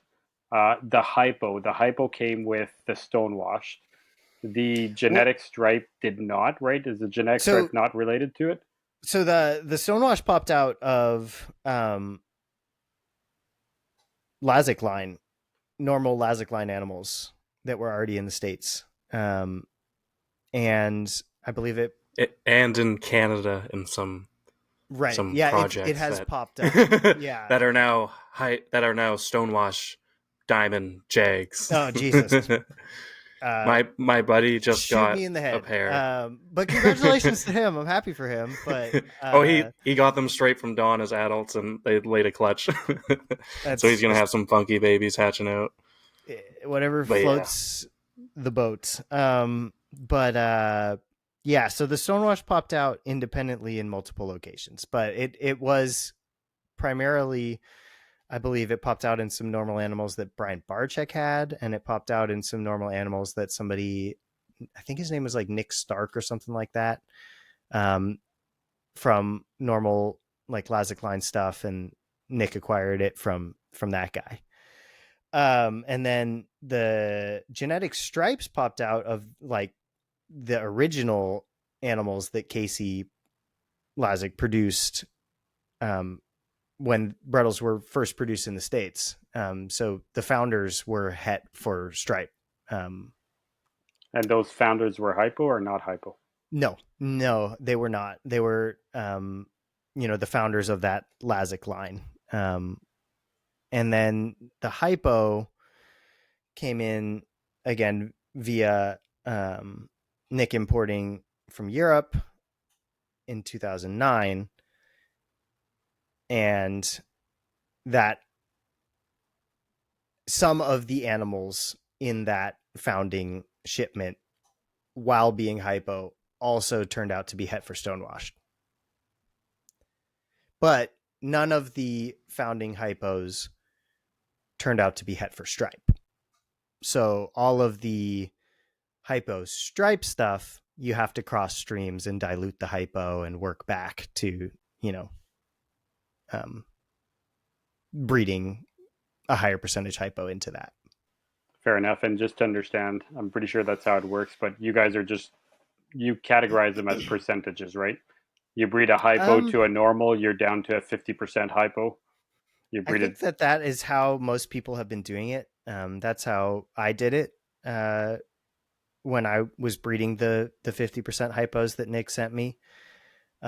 It's not a perfect system because it is, a polygenic trait where if you breed that 100% hypo to a normal, you're going to have a wide variety of phenotypes in the offspring, depending on how many of the hypo alleles the baby hits on. And so you'll have some that look, as good as a full blood hypo, and you'll have some that look not hypo at all, normal, and you'll have everything in between. So calling the entire clutch 50% is a little bit unhelpful when that's not representative of what we actually are going to see and what is evident, because the baby in a 50% clutch that didn't get hypo alleles and looks normal, that thing's babies aren't going to be hypo. Like the alleles aren't hiding, there's no like het thing going on there. So it's kind of, there is also a little bit of responsibility on the breeder to then call the ones that didn't get the goods normals, regardless of what your pairing was. So it gets a little messy. Yeah, I've always seen. Interesting. Sorry, you want to go, Mike? No. I've always seen a bit the hypo, kind of like the tiger and coastals, where you breed a tiger to tiger, you get basically all tigers. You breed a hypo to hypo, you get all hypos, right? But then if you breed a tiger to a normal or a hypo to a normal, you will get some that will have no tiger at all, some that will visually have no hypo at all. But if you breed that non-visual animal back to a hypo, full-blood hypo, or a non-visual tiger to a full-blood tiger, you get a ridiculous amount of good percentage. Because even though you don't see it, I find that you're talking about those alleles that didn't hit, but I think there's a lot of those alleles that did hit. They're just not phenotypically showing. So I feel like when you're breeding back those non-visual, they're still going to be, if they're bred back to the 100% animal, it's incredible your percentages. So like I've always, like when I sell a tiger that's been bred to a normal or a non-tiger animal, I'll just sell it as this is what it is, and I'll write like from tiger lineage, even though it doesn't look tiger. I feel like it's good point. I mean, we can't see everything, and in terms of the number of relevant alleles and what genes are involved, it's all guesswork. We don't know, and we can't tell. So totally makes sense what you're saying, where there's going to be some artifacts of the past pairings that are not visual. So you'd say, I don't know that much about Bredleys. I actually don't keep them anymore. So Bredley would be polygenic for hypo. Yeah. Is it recessive for genetic stripe and recessive for the other one, whatever it's called? Stonewashed. Yeah, there you go. Is it recessive as well? Yeah, that's correct. Okay. Very cool. Yeah. And the stonewash is almost along the lines of those like reduced pattern diamonds, where it's almost like a type of pied. to an extent. Like obviously, it's not like a pied, but Yeah, they have it's kind of piebald a markings on the similar thing. bellies. The stonewash do. Interesting. Yeah, they have patches of yellow and white splotches on the belly. Yeah, Nick would be able to tell Nice. you more about all that. Yeah. But Yeah, we definitely have to have him Yeah, on. but if you have Nick on, you'll have like 2 questions you can ask, because then after that, that's the 3-hour podcast. And it'll still be a great Oh, listen. it'll be amazing. You know it'll be. Oh Yeah. yeah, our last couple episodes were pretty good like that. So you touched on the Stardust. Actually, I'd love to talk. I don't know if you know much about the Stardust. If you're into diamonds, you probably know enough. What's your opinion on it? What do you think is the genetic reproduction? Do you think it's polygenic? Do you think it's incomplete? What are you thinking? I'll be honest, I really don't actually know Oh anything no. about it. No, no, there should be none of that in my animals, although it sounds like it just pops out sometimes, but I really haven't been anywhere near that rabbit They're all hole. from the same diamond shipment. Oh, they probably Well, are. They probably are. Well, who actually knows? But it's kind of funny how the reduced pattern did pop out as several different yeah, zoo lines. and I could totally see how there's the parallel with Stonewash. It's like, um, but you know, another counterpoint to that theory is that it might also just be that the area where animals were easily collected in Australia, it might just be kind of the same general zone that's near the road that people get to, and the population there might all just kind of have these traits. Are people really going like super far into the jungle when they could just pick a snake off the tree right next to the road in a certain, well-known area? That's kind of the counter argument is, yeah, they all have this trait because they're all from the same rock pile or, something like that. But we'll never know. Yeah, I find it And kind of then put it in frustrating the over nearest something like mailbox Stardust, at because the end of the street. yeah, Stardust has been out for so long, right? And how do we still don't know how it reproduces? Yeah, Like that seems really weird to me too, as somebody that's not part of it at all. like Like, what's everyone doing? well, like I have one Stardust and one normal. I feel like just that breeding, okay, you look at what you have, but now the problem is my normal wild type, is it het? Mhm. And is it het only if that would mean that it's recessive, right? If not, if it's incomplete dominant, then I'm like, if I produce Stardust from a Stardust to a normal now, is it because my animal was possibly already het? There's so many, but I feel like it's been over 10 years that people have been breeding diamonds. How do we Yeah, still don't know what it is? It blows my mind. Like I agree with you. Yeah, I wish that I knew more to weigh in beyond saying I agree, but at this point, I just agree. That seems really weird. all right, fair enough. Yeah. As Nick would say, we need to prove it out somehow. Well, that seems like the obvious thing to do. Yeah. And I would assume that people tried, right? But Or I are think if trying. everything's already possibly het for it, Mm-hmm. with this, like, you kind of almost have Well, to hybridize it to a normal coastal or something I'm happy to to prove report out. that I didn't get any of them in my 2 clutches. That means everybody has to go and buy diamonds from Lucas to There's prove out their. no Stardust here. No. I think now that you know, you most likely don't have. Or you know what? One could be het, the other one could not be. Let's say your male is normal and your 2 females are het, then 50% of your babies are het. You actually still don't know. Shit. Yeah. Well, there is that. And then we'll see when this third female comes up and produces. Anyway. Alrighty. Do we want to pivot onto the Womas? Yeah, As that's like your biggest production right now and some of go your for it, nicest Michael. looking animals, for sure. Thank you. Sure. Alrighty. So what lines of Womas are you working with? Obviously, you got some from Artavilis, and maybe I'm trying to rack my brain, but I think you've probably got some from a few other folks as well. I can. So I mean, there's not really. it's again, it's kind of a mishmash. Like there's not well-defined lines per se in general. I do have a few things though that might change that. But my best male I got in 2020 from Dan Vermelia, and Dan, the parents of that, he got from Art.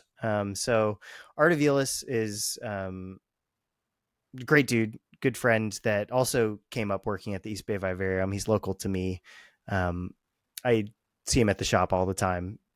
He got a lot of his really nice Womas from somebody named Todd Trowbridge, who is also here in the Bay Area. Was really good friends with Doug Price.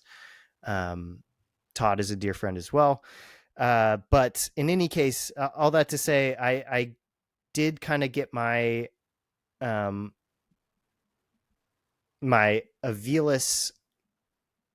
The animals that I had that are from Art were from Dan, because Art hasn't really been producing a lot of Womas in recent years, but he did produce some of the best around for a very long time.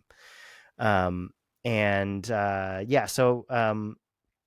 kind of that really beautiful fluorescent high orange stuff. A lot of that is a product of Art's animals. So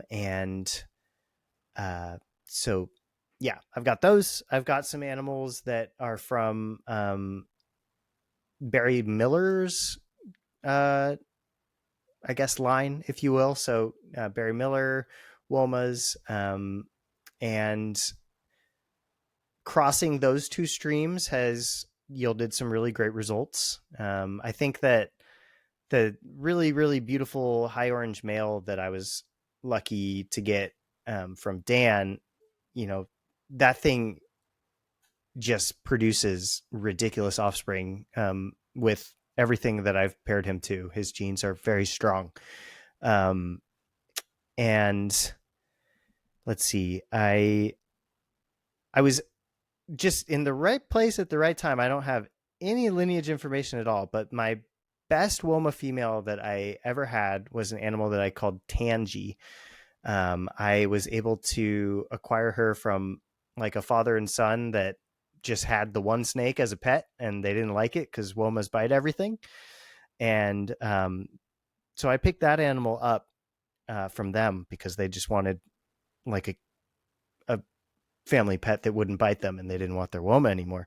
And she was the prettiest Woma that I've ever had. And I produced in 2023 her to my best male.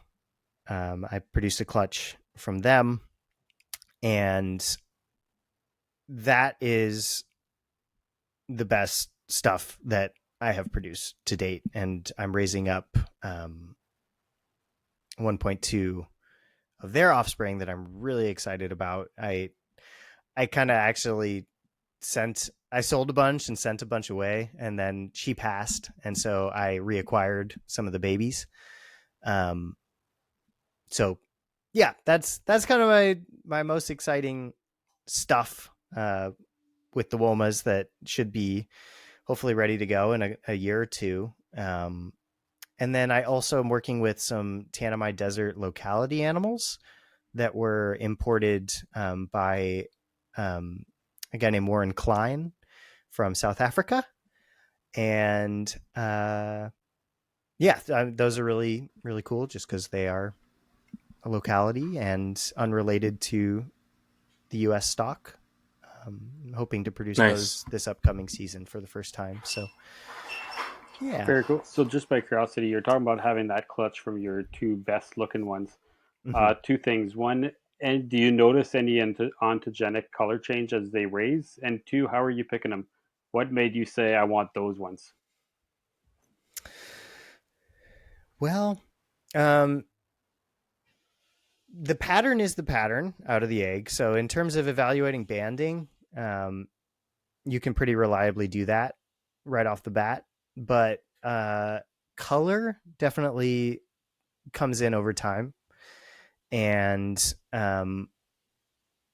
I feel like a lot of the orange bellies, start to come in after a couple sheds, but it's kind of guesswork, which ones are going to be the most filled in and vibrant into adulthood.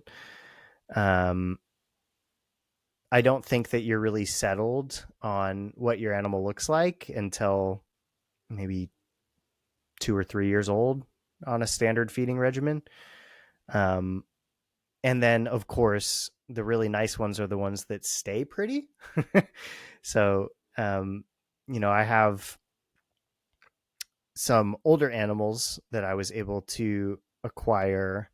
I actually acquired the parents of my 2020 male, which are, you know, the Artavilas animals, and they are, 12 years old at this point and still vibrant and beautiful.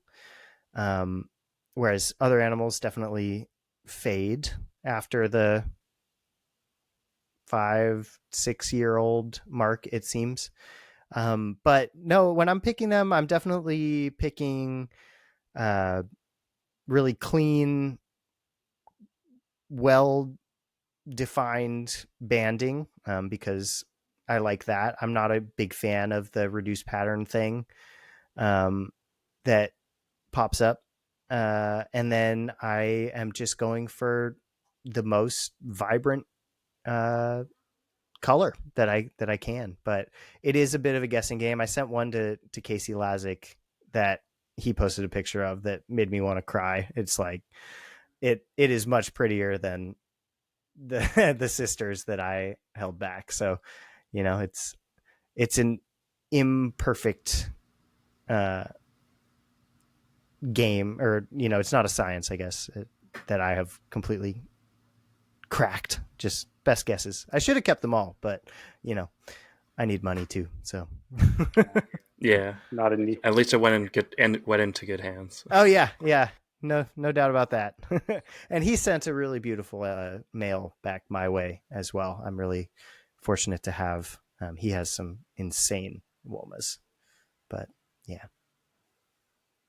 very nice. So basically, as adults, they're kind of like just most of Morelia. Then they kind of start out not so pretty. They get to their nicest, best looking at like 3, 4, 5, 6.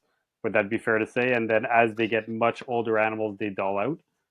Is that I think that's fair to say, but I don't yeah? think they all dole out. I think some dole more than others, similar to like blackheads. Okay, yeah, Yeah. because I was gonna say most older blackheads look like just faded out, Mm. muddied animals. Anyway, that's A what I've lot. seen. Like, and that's I Yeah. think a lot of people I have some just. 2002s here that are still really Oh, pretty, really? I think but it's one those of are the those. westerns.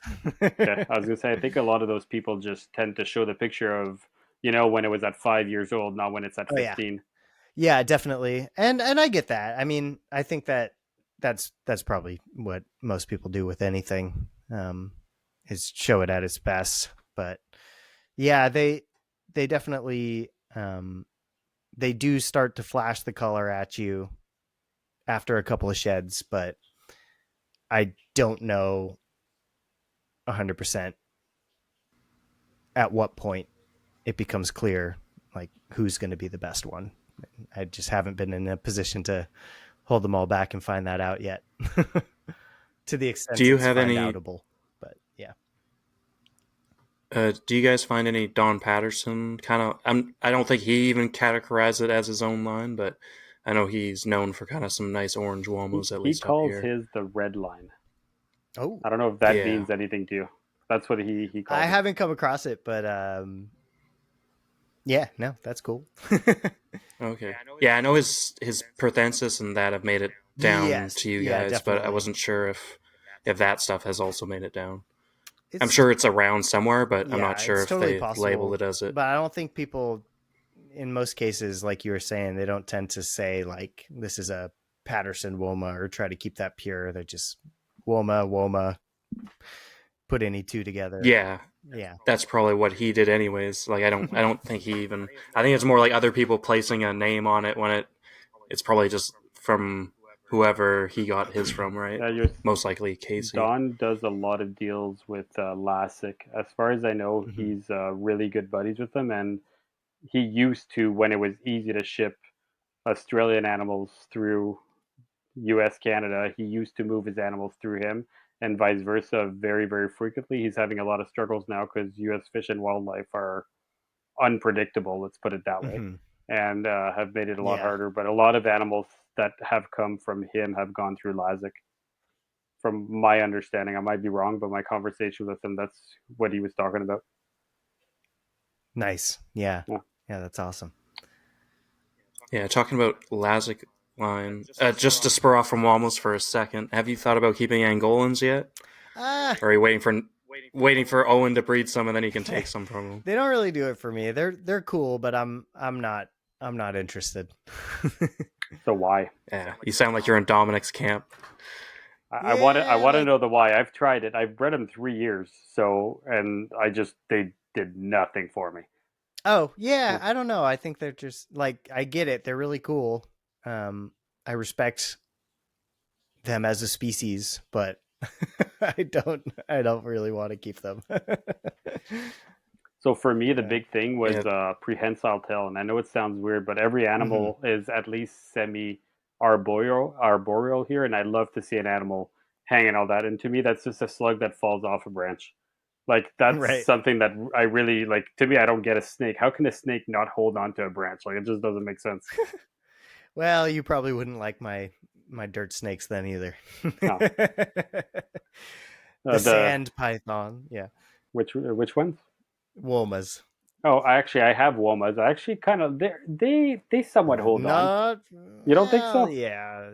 I mean, yes, but I wouldn't call their tail prehensile. Okay, but compare it to an Angolan that goes from large to tiny in a second. That's fair. That's fair enough. Now, Womas totally can climb, so I need to put some respect on that. There's a really fascinating paper that documents them climbing into the trees and feeding on sleeping bearded dragons in the Brigalow Belt. So I take it back. Oh yeah, they're semi-arboreal. Yeah, my old guy likes to climb around stuff. I rescued one that I think he's now like 17 or something. Nice, like an 07 baby. So he's doing good. He eats it. He takes the whole winter off feeding, and then slowly takes his quail in the summer. But yeah, nice. Awesome. I've had the worst. Back to Womas. Oh, sorry. Go ahead, man. Or do you? Oh, I was just going to say a story. I've had the worst of luck with Womas. Like I've had 3 males now, because each time I've had females, they've turned out to be males as I've grown them up. No. And I only got one that finally came in as a female and actually was a female. And I was all excited. And but wait, I killed her. I'll give the punchline right away. You know how everybody's done stupid mistakes. I kept reading and seeing other people and saying they kept them on sand and how cool it is to see them like pick up and scoop the sand and all that. I was like, that's just so cool, right? So I put her on sand, right? She did fine for a long time.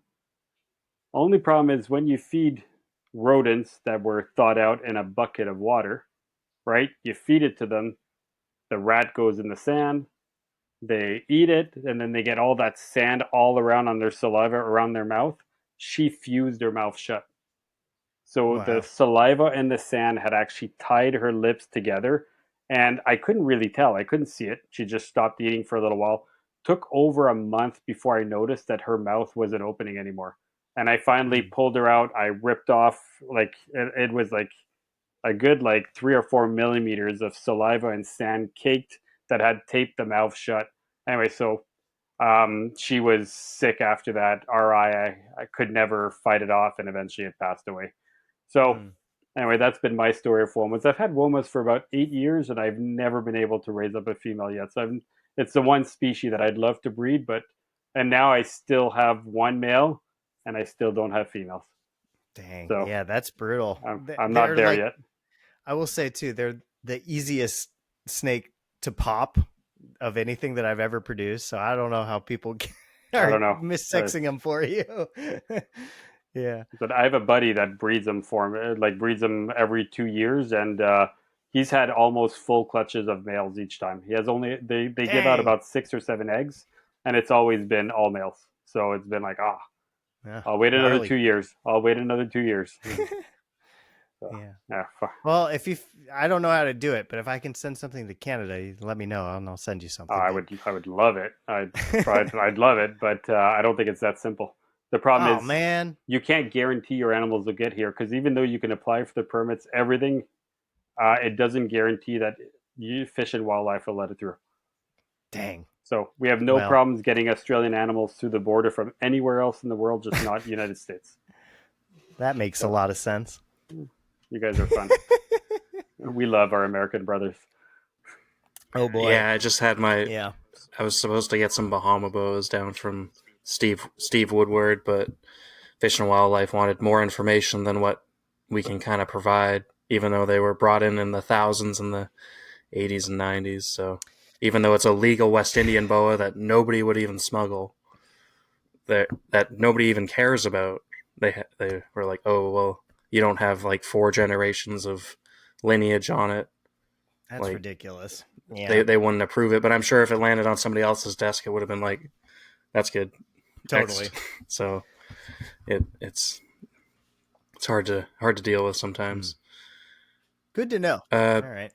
yeah. For the Womas, how do you have your setup, and like how hot are you keeping them, and like how cool are you dropping them in the winter, kind of thing? Yeah, so I have some in racks, I have some in cages.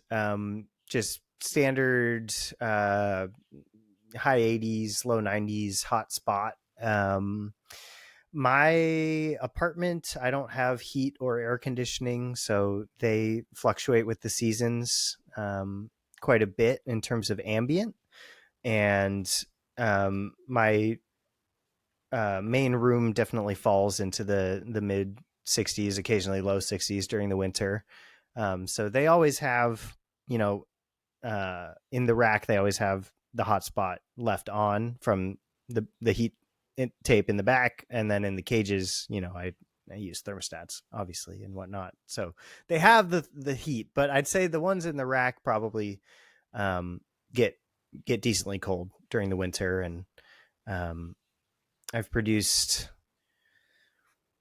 God, maybe like 7 or 8 clutches over the last few years, and all of those animals were in the rack setup and got pretty cold.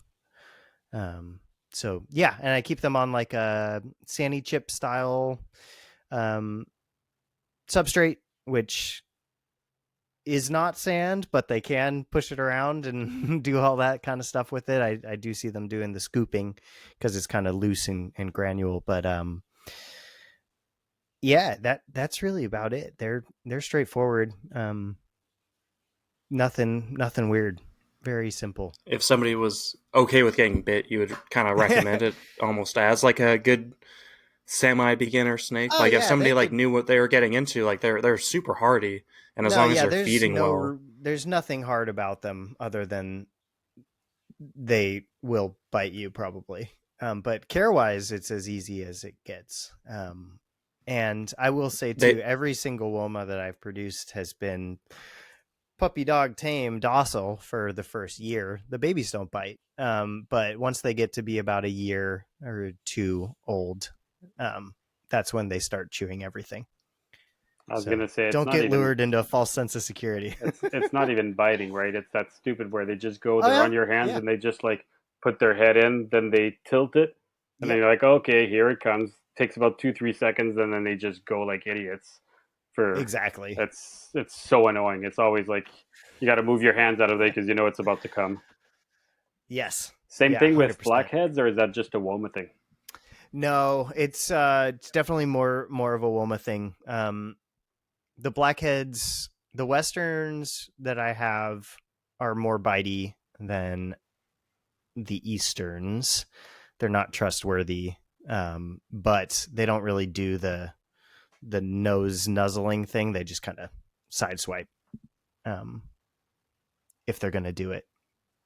Yeah. But Nice. all in all, the blackheads tend to be more handleable without bloodshed. Yeah, compared to the Nice. Womas. The Tanamide Woma female, though, is like, she's the only adult Woma that I have that I can handle without getting bit. I don't know why, but she's chill. Yeah, those were on the last Paul Harris import as well. I was like, it's like, ooh, do Oh, I want to really? spend 3 or 4 grand? It's like, Yes, and then send them to they are pretty me. cool though. Yeah, they're on the import list from Paul. Same with the Gammon range; those are on Dang. there too. So I could do that. I could As buy long that. as they'll approve the paperwork. Oh, bastards. Yeah, but you see, like we'd have no Yeah. problems bringing all that in from UK, just not from the States. And you guys, there's a couple of people in your neck of the woods, and I know you know someone who's got gammon range too. So Mhm. they're out there. I So know. I'm waiting for them to be more plentiful. What's he doing? yeah, we'll leave it at that. Yeah. What's the future for Centralian Exotics? Where are you going? Are you gonna keep going deep into Woma, deep into Aspidites? Where are you looking to grow this? You're No gonna get a bunch of particular Jamaican direction. bows from Bobby Pebbles. Oh God, I have a pair. Not from him, but I do have a pair. Then you need the Puerto Ricans. Yeah, those are cool too. Oh man, yeah, I completely forgot to tell you all about my boas when we were talking about species. I've got Jamaican Oh, boas, I have you can spill Sanzinia, the I have bows. Tarahumara Mountain, I have Crawl Cay, I have Costa Rica, Liberia. Anyway, I think that I'm not going in any particular direction at all. I think that I will continue to have a lot of different things and try to produce as many different things each year as I can and be a bastion of variety and eclectic decisions. Awesome. I feel like that's how I have to be. I got my few Bahama boas, which are Kylobothras as well. That they're their own project and they're super cool. And there's only a couple in the country. But then I got my Kentucky pines, and then Subox. I got the pair from Smitty, and then I was able to import some from Rob Nemo, as along with a really nice Kentucky from Rob Nemo, and then Nice. some other odds and ends. And I'm getting Angolans at a show in a couple weeks because they've been picking at my brain, and I'm not sure if I wanted to get roughies or not. And I was like, those Angolans look pretty cool, and they've been itching at me for a couple of years. So I was like, Roughies. Yeah. I know. They're I just really saw good. Don had another clutch of Yeah, them. he did. I love Yeah. my roughies. Have you bred them yet? No, so Close. my initial pair. Oh, you have the kinked neck one. I do. Yeah, my initial pair from like 2020, 2021 animals. So if I had stuck with them and raised them up, I would have been ready to produce them. But I traded that pair to get the Tanami Womas. And so I had to start over and raise up some new babies. So I'm a few years away, but I'm actually, I might be ready. There's a pair that I'll probably try this upcoming season that's on loan from a And friend how old are they? here those are 2020 and 2021, Okay. but the female just needs some more size. So she'll probably get there. Yeah, I've got a. And then I do have the bent neck lady from Owen. Yeah. What do you mean by bend neck? Like, is it bad or? She sustained some kind of a injury in the box and has like an indentation on the spine near her neck. I think she fractured something. He said she was fine going into the box. She still eats? I don't know if he would lie to me. Yeah. But you ask him next week or whatever. We will actually. We're gonna put that in as question number 1. Did you lie to Lucas? No. She's fine though. She does everything that a snake is supposed to do without issue, and I think she'll live a normal, happy life. Very nice. Yeah, Awesome. my trio of. I'm looking up because they're right there. My trio of roughies are 2021s. So I had bought a pair, turned out to be 2 females, which I was really, really happy about, and got a male. So now I've got a nice trio. They're big, man. Like one of my females is Cool. over 6 feet now, and probably like Like Oh she's wow. chunky. Yeah. So I didn't try to breed them this year because I felt like they didn't have the head right. You know what I mean? Like Yeah. that head just didn't look right for me. But this year they're definitely right, and it's and I have no idea why. It's the only species in my entire room that I am still cohabiting, and I'm not quite Hmm. sure why. Just because they're doing well, they look amazing all together, and Yeah, that's cool. I'm kind of doing it. My goal is to just once I start cooling, separating them for 3 months during the cooling, and then I'll reintroduce them together. That's what I was thinking of doing right now. But yeah, it's a pain in the ass. So I don't understand why people cohab. It's way too much work. You always got to separate them for feeding. To me, just that is just way too much work for no reason. But out of my entire collection, they're the only cohab snake, and it is pretty cool. I do like it. So all three are Yeah, together, all not three are just. together Oh all wow. year. Well, all year round except during cooling.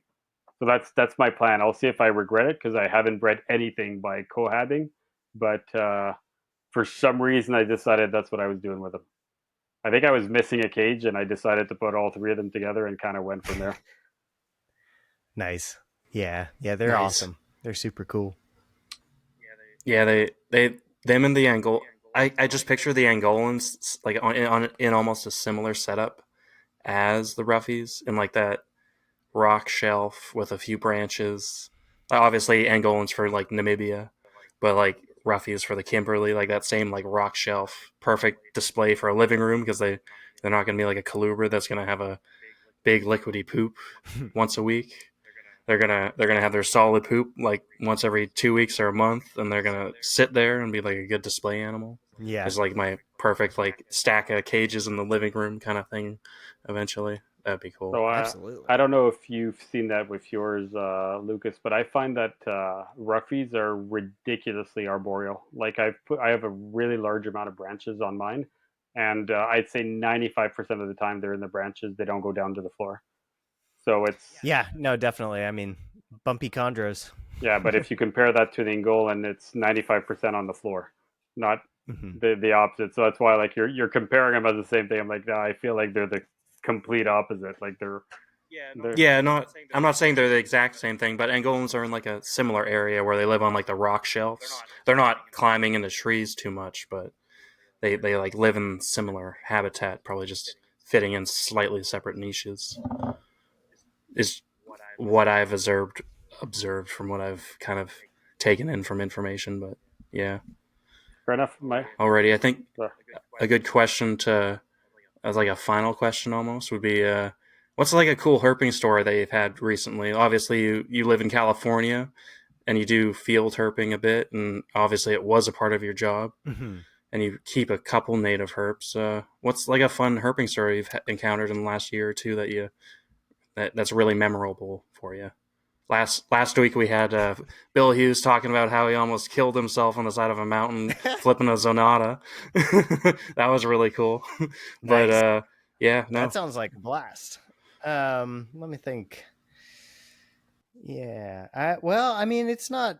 I don't have anything like crazy. I haven't had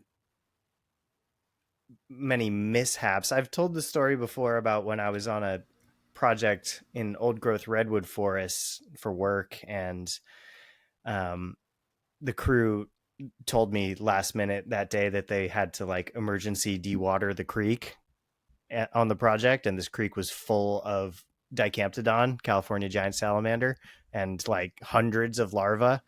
And I still need to so I find like, those. oh man, yeah, no, I had to get on a freaking satellite phone because we're out in the middle of nowhere and call like the head biologist of the county parks. And I was like, they're taking the water. Like, what do you want me to do? There's gonna be no more water. She was like, do whatever you have to do, like save the salamanders. So I had my like plastic iced tea bottle from lunch, and I just rinsed that out and shoved as many salamander larvae in that thing as I could, and I was like sprinting down the hill and pouring them into the the downstream pools. And yeah, that was a pretty crazy day. That was the only thing that sticks out to me as like ridiculous. But uh more recently I got to go herping with Dr. Loafman when he was out here um a month ago, ago-ish, and that was really fun. We went to one coastal lagoon that is kind of known for having some of the most beautiful California red-sided garter snakes. In terms of like the population there is just ridiculously vibrant, and we were all kind of tromping the vegetation and looking around and searching around the lagoon, and we all just Zach kind of is lone wolf, and he just went off on his own to another corner of the lagoon, and we just hear him go like, "Oh shit!" We're just like, "Whoa, what's up?" And he's like, "It's right in front of me. It's on the side of the path." And I think he just froze because he was worried that it was going to bolt and be gone.